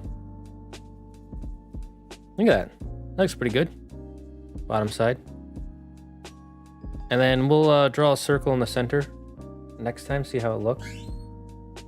But I think these came out pretty good. Now when my players are like, I use a torch, I can go boop. There you go. There's your torch. And I like how I do like how it doesn't fit a perfect circle. Kind of like how fire kind of waves. It looks like it's waving like it's like moving with the wind. I actually really like how these came out. Even though they came out way more orange than I was anticipating. I should have probably put more yellow, less orange. It's fine. I'm happy with it. Peak comedy. Troge. All right, let's, I'm gonna pack this up, so I'm gonna turn that off.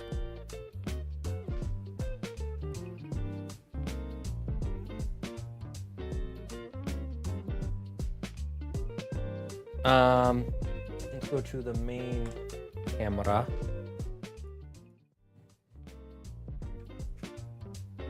America has not made any Purple Hearts since World War II because they made it a bunch in Inception of a Grand Invasion. It's probably a good thing they did that because it's way more expensive to make stuff now than it probably was back then. Anyways, guys, this was great. Of a ground invasion of Japan. That makes sense. I can see why they would think that.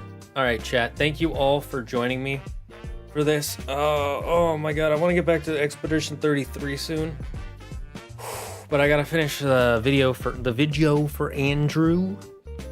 I gotta make dinner, and then I'm gonna play some Baldur's Gate 3. Let's go. I'm gonna play a Monkadin, a Monk Paladin, so I can punch with the power of God. Thank you for joining me. It is so great to see all of you, each and everyone who showed up. Thank you guys for the hype train, by the way. That was wonderful. Let me thank Yuki. Doesn't show all the.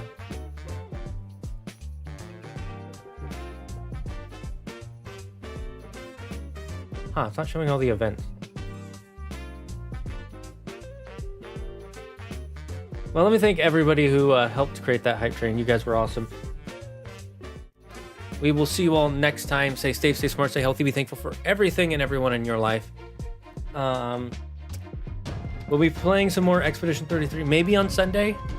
Definitely on Monday.